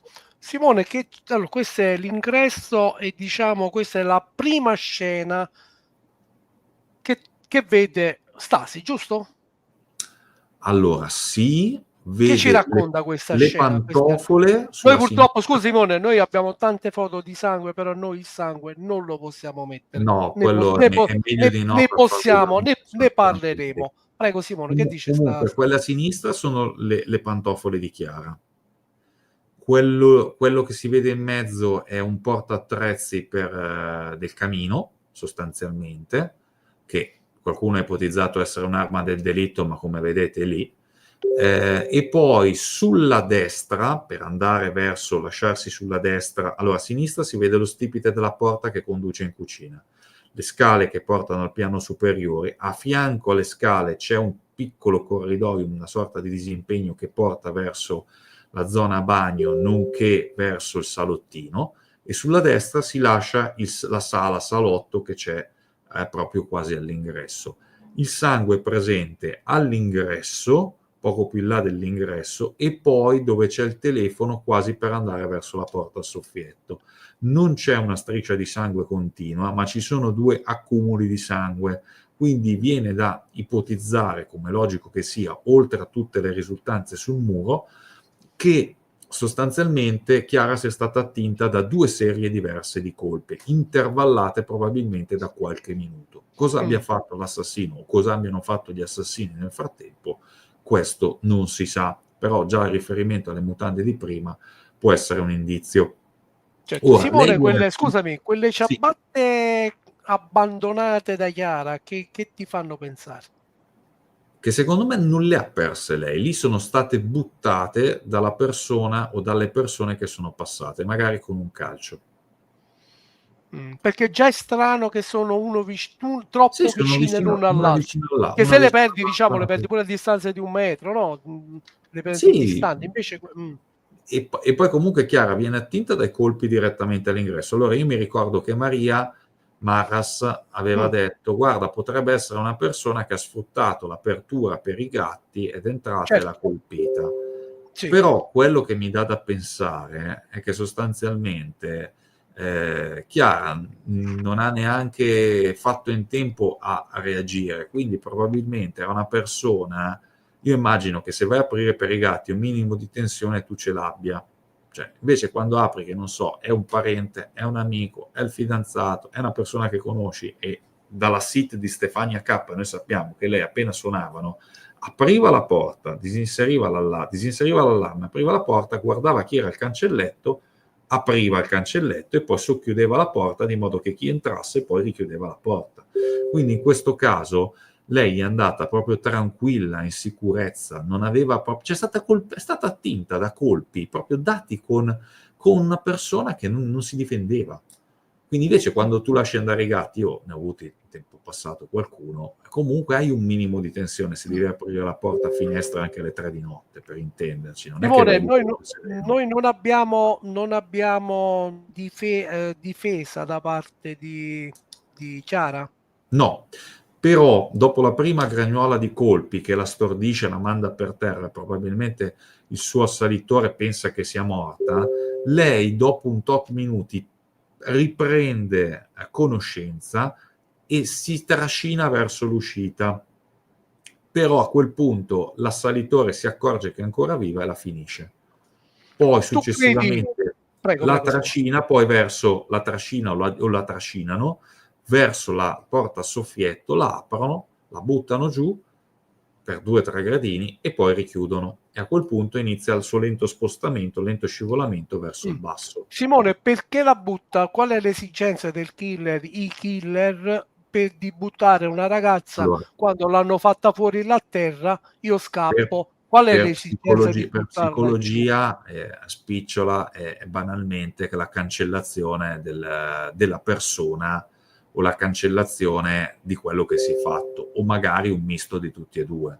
Molto banalmente, non c'era una ragione di nascondere il cadavere e fingersi lei per una terza persona, capito? Era Si una sorta dice... di Mm, l'ho fatto, la butto via, è brutto da dire, la butto via come un pezzo, mm, una cosa che non mm. funziona più. Lei, Simone, viene trascinata, Sì, c'è un trascinamento che va dalla per base, le diciamo, caviglie. Tecnicamente per le caviglie viene e c'è una sua manata, diciamo, che scorre lungo il pavimento. Questo probabilmente perché quando è stata sollevata per essere buttata, chi ha attinto una io penso che a quel punto fossero in due, una dei due la butta giù così e quindi rimane, però casualmente quel pezzo, quella testimonianza che conteneva l'impronta digitale dell'ultima, se non dell'assassino, del complice o comunque dell'ultima persona che l'ha vista viva o moribonda, viene girata lei nel pigiama nel sangue e sparisce. Riccardo, ce la mostri per piacere, Riccardo? Simone, perché sulle caviglie non c'è DNA di nessuno? Allora, se non ricordo male, lei su una caviglia aveva una cavigliera. Sì, questa è sul pigiamino rosa. Aveva una cavigliera che però non è stata repertata, se non ricordo male. Questa è l'impronta dell'assassino vicino al pigiamino? Sì. Ma poi ti dirò di più, non è detto che l'assassino non usasse guanti. Quindi per me non c'è il dolo eventuale, per me c'è proprio il dolo specifico. Le persone che sono entrate si sono ben raffigurate di ucciderla. Non è che hanno detto le tiriamo una carezza sulla testa e poi vediamo cosa succede. Qua c'è proprio un dolo specifico. Non c'è colpo cosciente o dolo eventuale. Certo. Simone, non abbiamo l'arma del delitto, No. ce ne possono essere tante, e non abbiamo il movente. Secondo me il movente è da scrivere nella vita privata, personale di Chiara Pocci? Allora, so che sono state fatte delle indagini già in sede di primo grado, ma non sono riusciti a trovare. Hanno anche escluso alcuni spasimanti, perché lei, a quanto ho capito, aveva detto alle colleghe che aveva degli spasimanti. Ci sono anche dei messaggi telefonici in tal senso, ma non paiono delle piste percorribili. Secondo il maresciallo Marchetto, per esempio, la pista, secondo lui, in tutte le possibili eventualità, in tutti i possibili scenari, era da ricondursi comunque al paese di Garlasco e limitrofi. Chiaro che lui puntava su una determinata direzione, altri invece adesso dicono di Sempio, però in carcere c'è Stasi. Ecco, questo va detto. Dal mio punto di vista, dal tipo proprio di esecuzione, qua mi piacerebbe avere Maria che è criminologa oltre che collega avvocato. Certo, l'avremo, speriamo che l'avremo. Il tipo di esecuzione cioè non è un'esecuzione da assassino professionista, è un'esecuzione da persona che ha, soprattutto a causa anche dell'attrezzo che viene usato, sia che sia un martello, sia che sia un attizzatoio, sia che sia anche una AZ-36, la chiave inglese che dicevo prima, è l'acrimonia, cioè la foga con cui viene attinta dai colpi Chiara Poggi. Ecco, questa è una mappa già un po' più rispondente alla realtà. Viene attinta con dei colpi con una violenza belluina, da belva. Eccola qua, quindi, Simone. Lì è proprio l'idea che la persona non solo deve essere uccisa, deve essere cancellata. Capito? Ecco qua la famosa ricostruzione. Sì, questo era lo schema che comparve ai tempi già direttamente sul Corriere della Sera. Riconosco la grafica, però è importante per capire come fosse strutturata Casa Poggi. Certo. Simone, ricordiamo che non ha subito violenza sessuale. No. Ha potuto gridare? No, probabilmente no, perché è stata accolta veramente con una sorpresa, tant'è che la Bermani, che era nella casa a fianco, e della testimone che nonostante una certa età era lucidissima, perché si sente nelle dichiarazioni a Tele Lombardia che rilascia meno di un anno dopo, e ci sono su YouTube se volete trovarle, lei non sente niente. Quindi è evidente che la persona che la attinge con il primo colpo la lascia subito moribonda. È un colpo, certo. Non è un colpo per stordire, era già un colpo per uccidere. Poi, certo. per un gioco del destino, lei rimane, sopravvive, come anche mi verrebbe da dire il povero Ramelli era sopravvissuto a un attacco mostruoso, 5 contro 1. Lei invece, che non è come al netto delle foto, se voi vedete le foto in costume di Chiara Poggi, la Poggi era piccolina, magrolina, pesava forse 50-55 kg, ma non era non era assolutamente sovrappeso o muscolosa, anzi, quindi evidentemente chi l'ha colpita ha avuto buon gioco. Ha avuto buon gioco, l'ha colpita con una Sì. violenza che non si aspettava e Mm. l'ha direttamente stesa. Simone, Valerio ci dice: manca qualche oggetto in casa che ci può ricondurre all'arma dell'omicidio?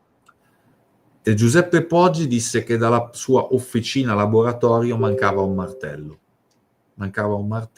La mamma invece, Rita Preda, disse che secondo lei mancavano 2 asciugamani, però se sul martello abbiamo una ragionevole certezza, meno che sia stato usato sulla povera Chiara, per quanto riguarda gli asciugamani, ecco, la cosa è andata avanti un po' meno distintamente.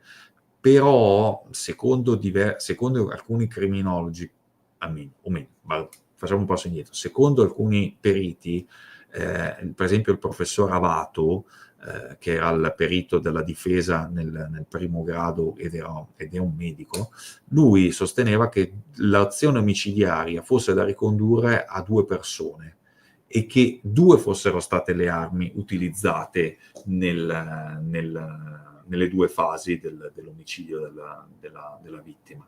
E quindi in questo caso non sappiamo, cioè noi abbiamo l'idea che uno possa essere stato sicuramente un martello. Per quanto riguarda, come detto da qualcuno, gli attrezzi del camino, anche lì, a causa della particolarità delle ferite inferte, lo si è escluso, anche se magari in futuro qualcuno dirà no, non era l'attizzatoio, per dire, di casa Poggi, era quello di casa Tizio Caio Sempronio, capito? Certo. Cioè, purtroppo da questo punto di vista, una volta che manca l'arma dell'omicidio e non si può ricostruire, è veramente un ginepraio. Certo. Simone, ricordiamo che tra le tante scempiaggini degli inquirenti non fu pesata, non fu presa giusto la temperatura rettale. No, la temperatura rettale fu presa, non furono prese impronte digitali. Dovettero riesumarla qualche giorno dopo, è così? Sì, dopo il giorno dopo il funerale. Che bello, che bello. Simone, omicidio premeditato o no? Premeditato. Ok. Può Perché essere stato fatto... entra, colpisce. Ecco, una cosa che si può dire è che la persona che ha fatto questa cosa sapeva comunque che Chiara Poggi apriva la porta per vedere chi ci fosse al di là del cancelletto e poi ci fosse un breve lasso di tempo in cui poteva finire di aprire la porta. La persona entrava, la trovava dietro e quindi la attinge coi colpi. Qualcuno ha ipotizzato, anche in maniera corretta secondo me, comunque logica e con un minimo di significato, che Chiara Poggi non abbia usato le sue chiavi o comunque le sue chiavi non siano state quelle che hanno poi aperto la porta, perché erano sotto il telefono la chiavetta USB e comunque anche le credenziali, cioè il codice dell'allarme era in possesso della famiglia, come da IT, era in possesso della famiglia loro parente. Poi non so, perché sul discorso di Alberto Stasi, che non aveva né le chiavi, né sapeva i codici, né conosceva tantomeno il funzionamento dell'impianto d'allarme, si è già detto e l'abbiamo detto anche stasera, quindi è decisamente possibile che lui non conoscesse, non avesse accesso a queste credenziali, come dall'altra parte Chiara non aveva accesso alle credenziali per entrare a casa Stasi, in via Carducci. Certo. Cioè, questo va detto perché loro, al netto di tutto, non erano fidanzati, nel senso che erano frequenti ospiti ciascuno della famiglia dell'altro. Si vedevano soprattutto nei fine settimana e facevano le vacanze insieme. Certo. Non erano una coppia da H24 7 giorni a settimana. Certo. Rispondo un attimo a Gregorio. Gregorio, secondo me lo stanno spremendo per bene ancora adesso. Dice Luca, Simone, tu che sei avvocato, una domanda proprio inerente alla tua professione, perché non gli hanno dato la premeditazione e la crudeltà? Bravissimo. Esiste un brocardo, cioè un detto, un po', poca prova, poca pena, tanta prova, tanta pena. Perché lui, per l'omicidio, sarebbe dovuto essere condannato a 24 anni più le aggravanti. Invece le aggravanti non gliele hanno date. togli un terzo per il rito abbreviato, che dal 2019 non è più possibile per gli omicidi, e quindi a quel punto lui avrebbe avuto la riduzione a 16 anni. Se invece fosse stato comprensivo dell'aggravato 30 anni, ne avrebbe avuti 20 di anni. È successo la stessa cosa per un omicidio accaduto nel 2008 qui in Friuli, che è stato quello della povera Tatiana Tulissi, che sono arrivati all'appello Ter, perché la Cassazione per 2 volte ha rimandato in appello, e 3 giorni fa c'è stata la sentenza a carico di Paolo Calligari. L'ha condannato a 16 anni per rito abbreviato, 16 anni, anche lì manca l'aggravante. In questo caso la povera Tatiana Tulissi è stata attinta non da 3 coltellate, ma da 3 colpi di pistola davanti a casa. E ancora oggi Paolo Calligari sostiene di essere innocente.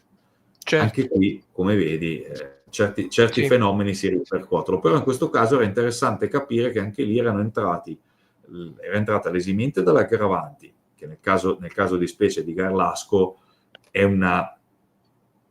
Cioè, ogni volta che ci ripenso dico le aggravanti erano la prima cosa possibile, non l'ultima. E poi soprattutto perché c'era lo sconto di un terzo della pena. Questo è stato molto importante. Tra l'altro ai tempi il professor Giarda, che era uno degli avvocati... Mi pare che sia morto anche lui, Simone. Sì, 4 anni fa. Era molto giovane, ho visto dai video, no? No, quello è Fabio, è il figlio. Ah, ok, scusa. Angelo è il papà. Ho capito.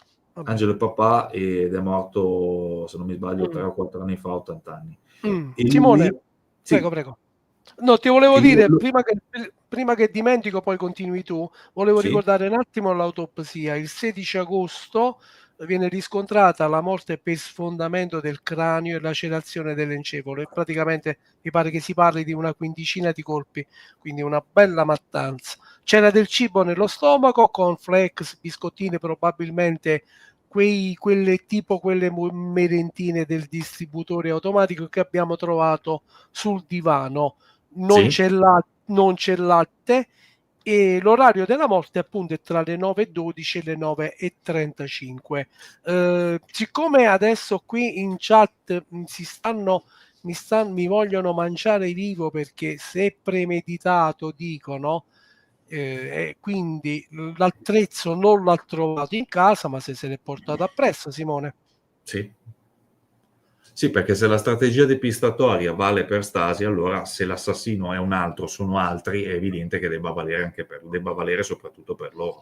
Ma ti dirò di più, la questione dell'orario dell'assassinio è stato sempre tirato avanti pur di andare dietro alla questione di Stasi, cioè, o meglio, all'identificazione di Stasi quale assassino, perché per esempio un'altra delle ipotesi è stata che l'orario del decesso, secondo la prima autopsia, fosse intorno alle 10:30.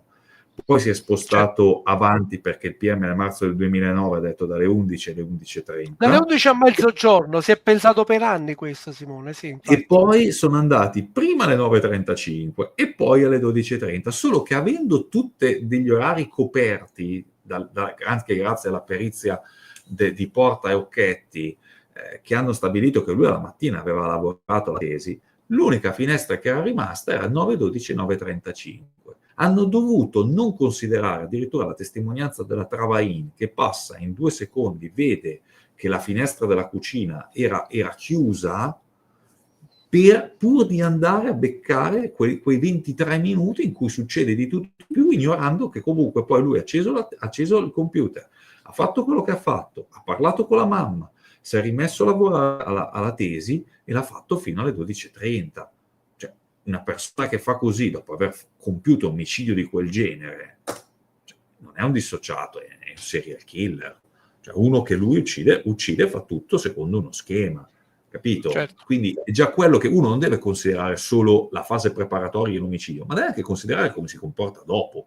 Perché dal punto di vista psicopatologico, cioè, significa che un soggetto che ha avuto tanti problemi prima e altrettanti dopo ne avrà nella vita, cioè avrà fenomeni di dissociazione, cioè sarà un ospite, per intenderci, del REMS, il vecchio manicomio giudiziario di Castiglione delle Stiviere, dove c'era anche Carretta, per esempio.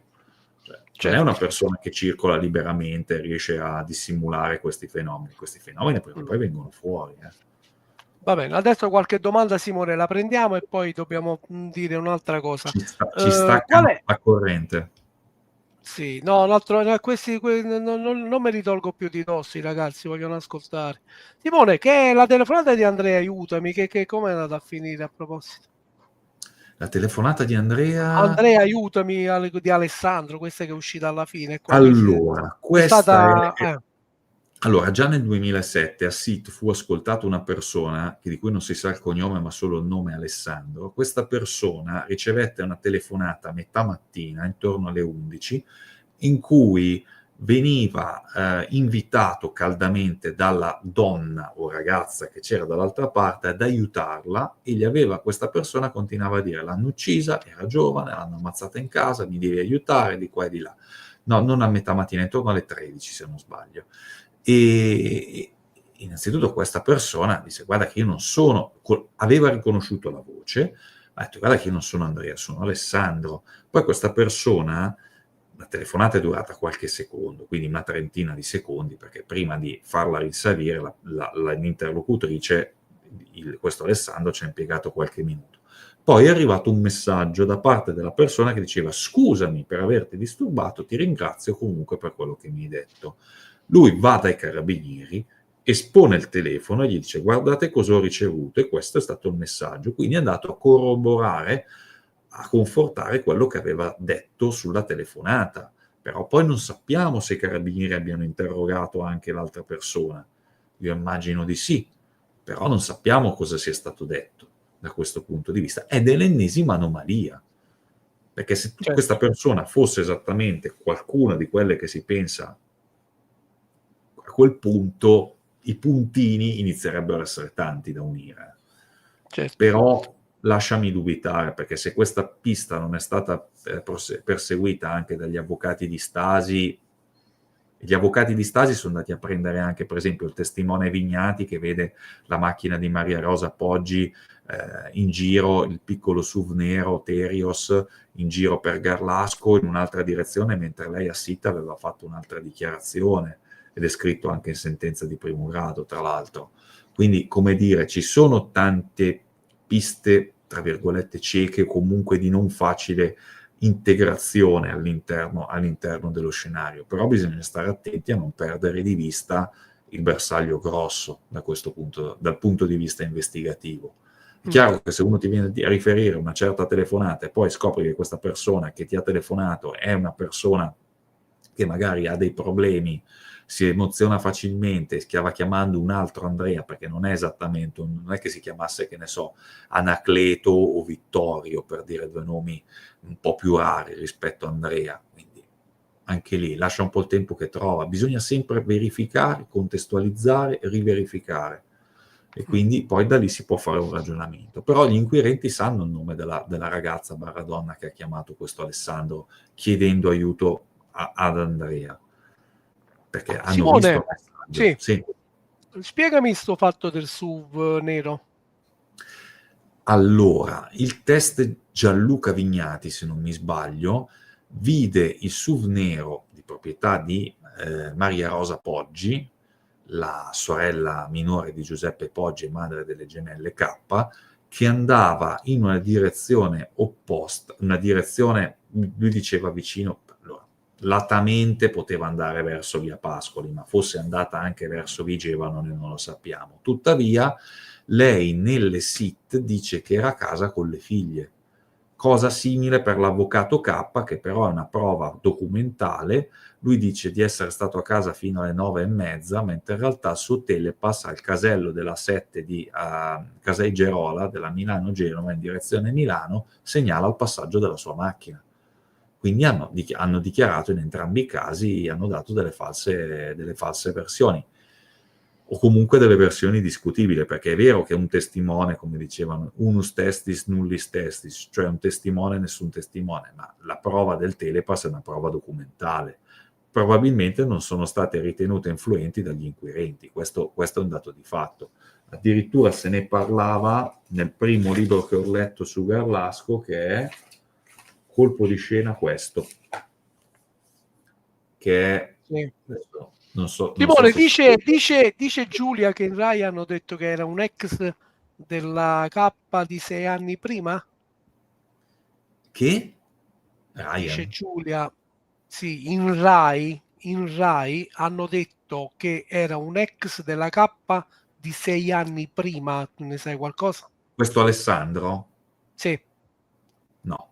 Io so che Stefania K, uno dei motivi per cui a suo dire si era ravvicinata con la cugina era che lei era stata mollata da un tale Gregorio, se non mi ricordo male, e quindi le erano saltate tutte le ferie che aveva organizzato con questo Gregorio, e lei conseguentemente si era rivolta un po', diciamo, sul mercato, si era rimessa sul mercato ed era uscita con un tale Mattia e poi con un tale Feliciano, se non mi sbaglio, però Feliciano aveva 10 anni in più di lei, Mattia su per giù aveva la stessa età, e Chiara l'aveva redarguita dicendo che lei, avendo solo 23 anni, doveva girare con quelli della sua età, non con quelli maggiori di lei, e quindi lei era ritornata appunto con questo Mattia.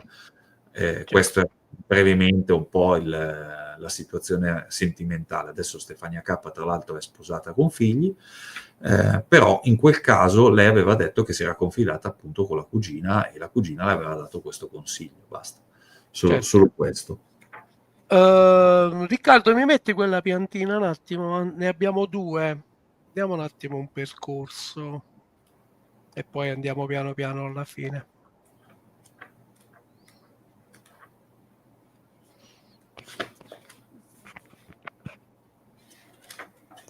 Allora, puoi ingrandire un po', Riccardo? Ah, ok. Allora, Questo qualche anno... è l'ipotetico. Di tutto tu, Simone. Allora, Aspetta, scusami, Simone, diciamo una cosa. Come mai nessuno vede Alberto Stasi in tutto questo frangente? Perché aveva il mantello dell'invisibilità. Aveva il mantello dell'invisibilità.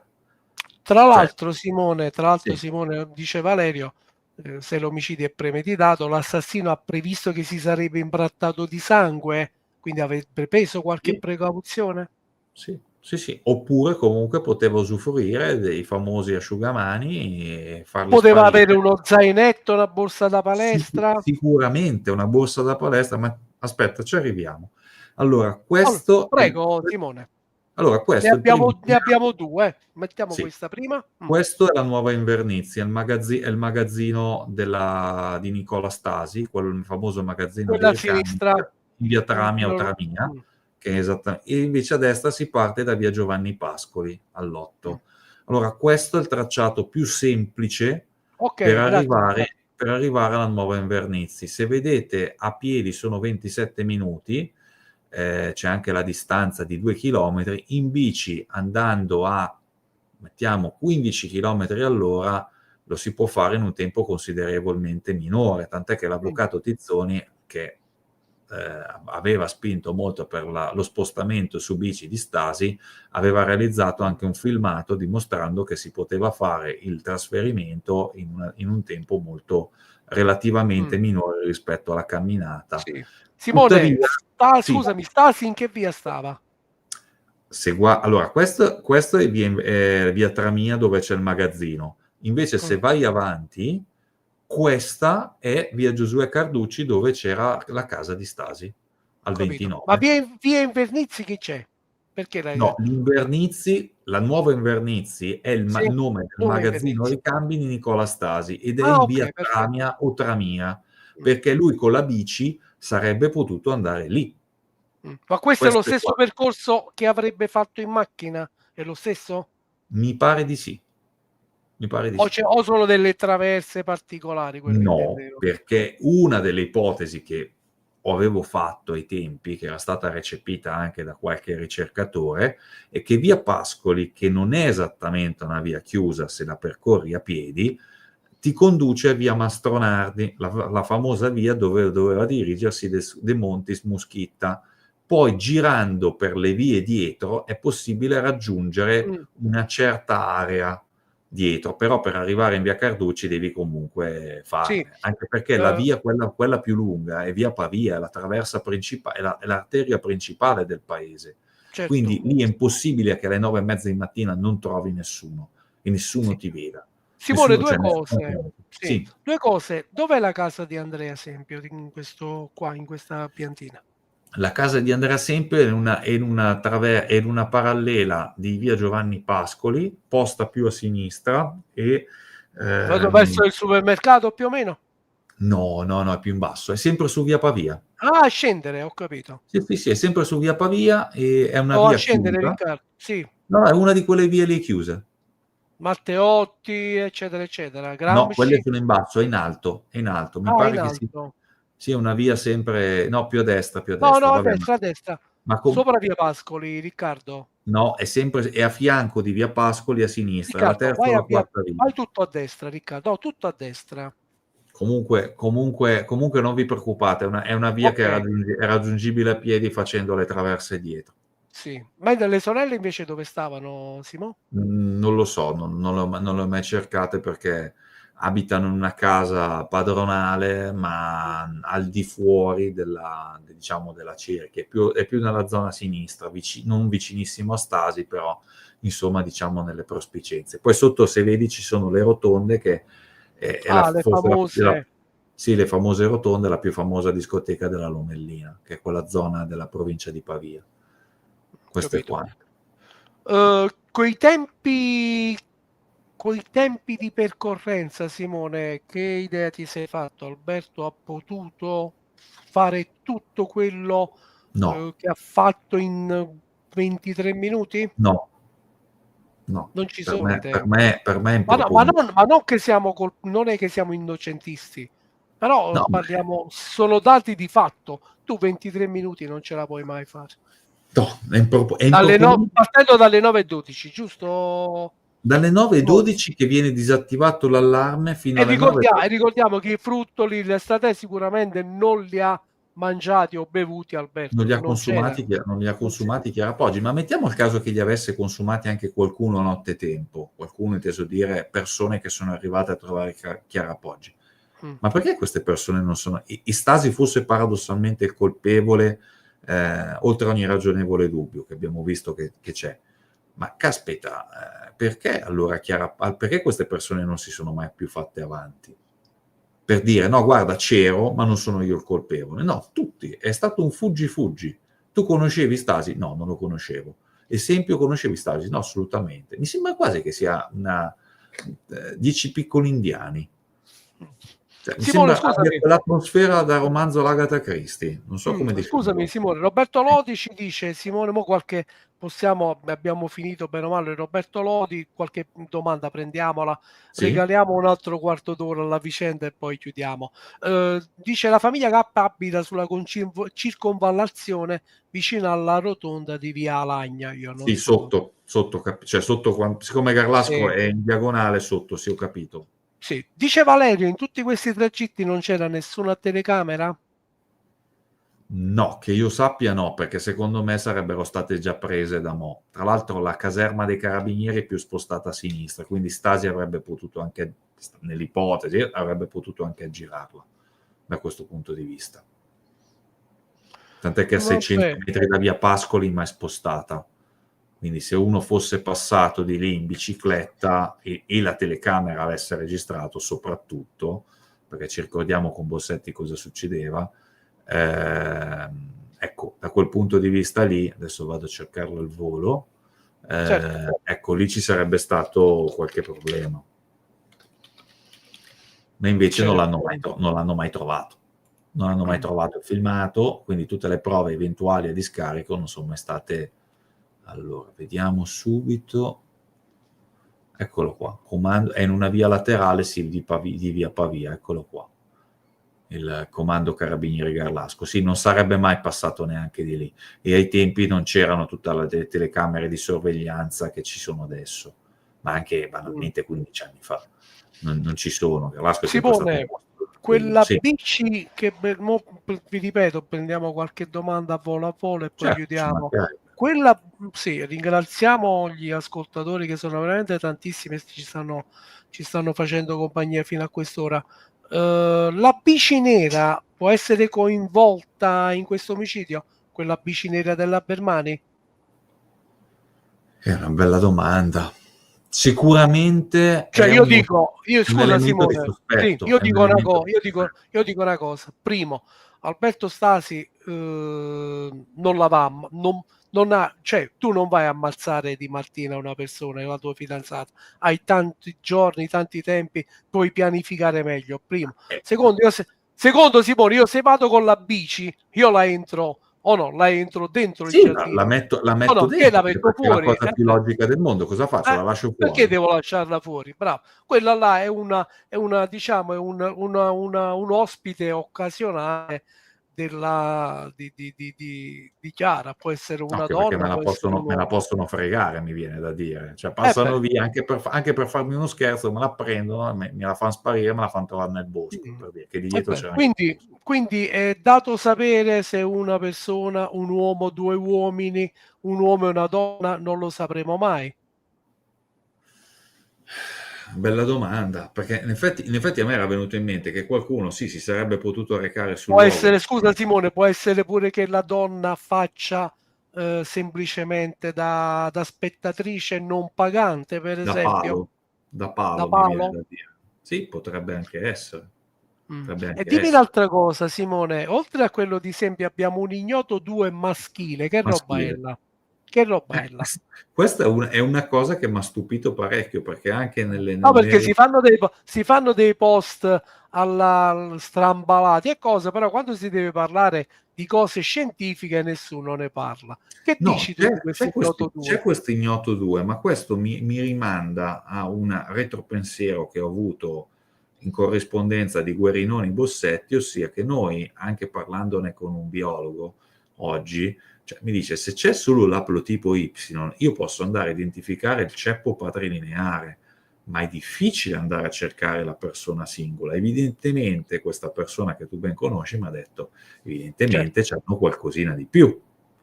E se certo. c'hanno qualcosina di più, allora noi stiamo vedendo, abbiamo convenuto la stessa cosa, che noi stiamo vedendo solo una parte del tutto, perché le chiavi ce le ha in mano, le chiavi della macchina, della giustizia ce le ha in mano il PM con il GIP e stanno tenendo giustamente il segreto istruttorio.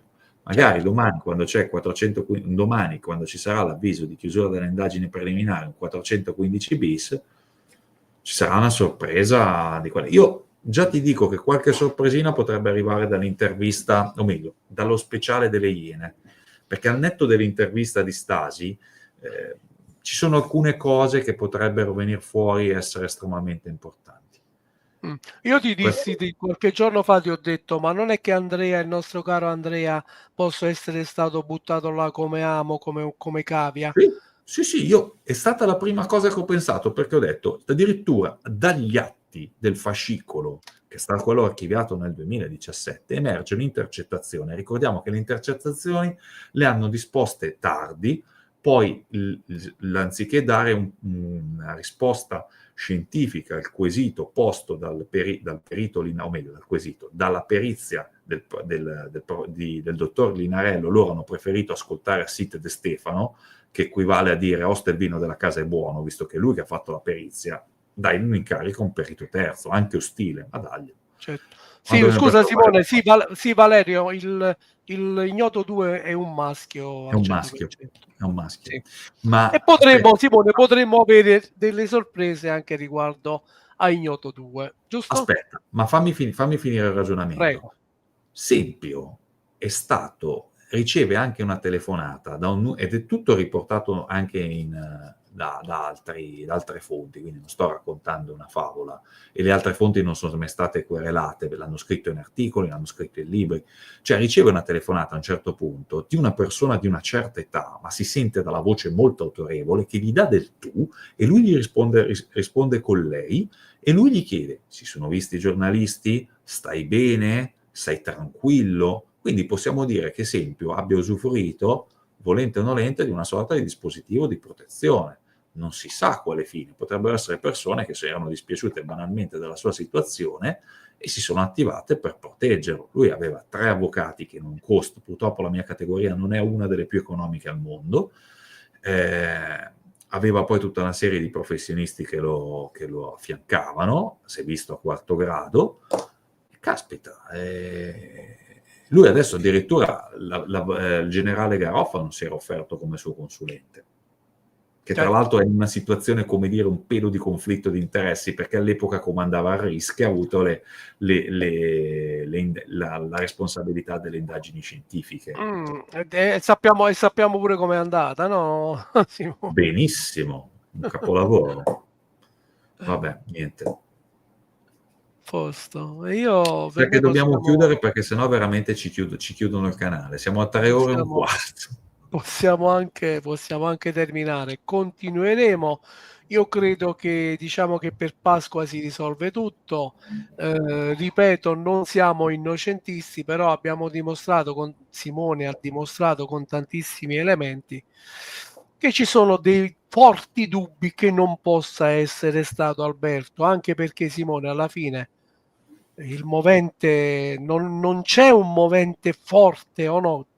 Lasciamo stare le foto pornografiche e cose, non c'entrano niente o no? No, Per ma è ammazzare la propria in fidanzata, che molte. non ha Allora, senso, non ha però un senso. posso chiudere con una riflessione, un retrogusto amaro. Cioè, ha dimostrato il caso Bossetti, ma non solo, prima di lui c'erano state altre pronunce della Cassazione, perché Bossetti è stato anche un unicum, perché manca pure la ricostruzione, almeno qui la ricostruzione c'è, ma c'è il movente per la Cassazione.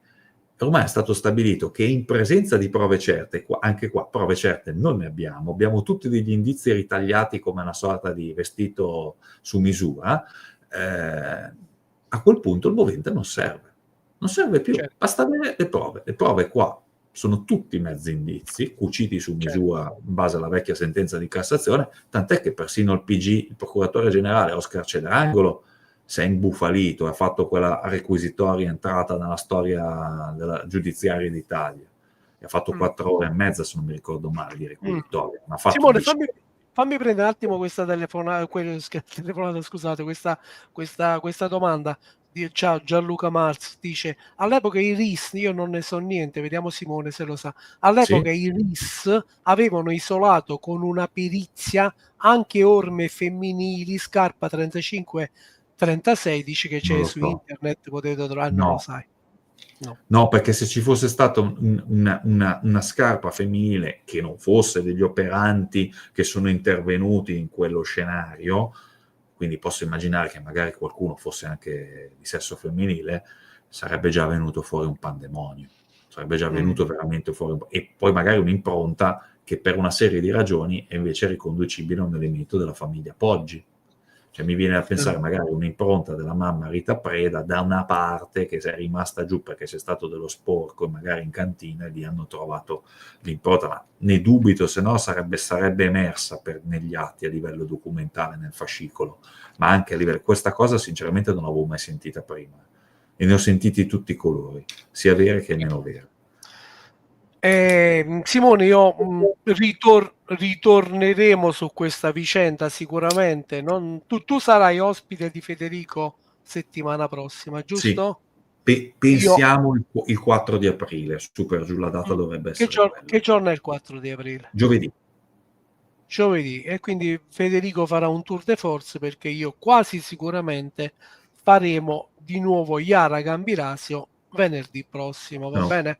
Sì. Dobbiamo per forza ritornarci, perché ancora l'abbiamo rimasta appesa. Poi, in onore di tutti i colpevolisti, farò un trittico nei prossimi venerdì su Olindo Romano e Rosa Bazzi, perché anche là forse verrai pure tu, perché ne sai tanto, tanta roba pure là. Va bene, Simone? No, guarda, su quello guarda, ti lascio volentieri la parola a chi è più Allora, competente e più informato di me. allora, Perché, guarda, dovrò trovare qualche altro, no, dai, però ci possiamo pensare, anche se certo, purtroppo anche loro ormai sono alla fine della pena, usciranno fra 1 o 2 anni. certo, Purtroppo quello che gli attende è una vita sostanzialmente sociale, non dico prossima allo sicuramente. zero, ma quasi. Poi con Simone abbiamo fatto Edoardo Agnelli, la primissima puntata con la quale ci siamo conosciuti. Dobbiamo fare 2 3, non li diciamo perché poi ci vengono a copiare. Simone, doveva fare 2 3, Teniamo 2 3, ma 2 3 cose veramente belle, avulse da tutte da tutte queste qua. Dice Valerio su Erba, se mi inviti vengo anch'io. Va bene Valerio, perché io la farò sicuramente con questo ragazzo Federico Ligori e probabilmente verrà anche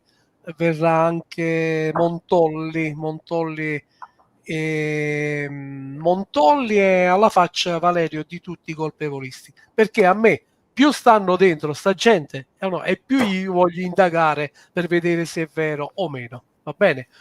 Buonanotte, grazie a tutti. Ritorneremo su Garlasco fra qualche venerdì. Prima, non lo so se faremo prima in tempo, Simone, a fare una puntata, o arriveranno prima gli inquirenti a mettere la parola fine. Va bene, No, arriveranno gli inquirenti, arriveranno, tranquilli. aspettatevi, l'uccellino mi ha detto che per Pasqua si risolve tutto. Vediamo se succede così. Buonanotte a tutti, grazie. Grazie a tutti.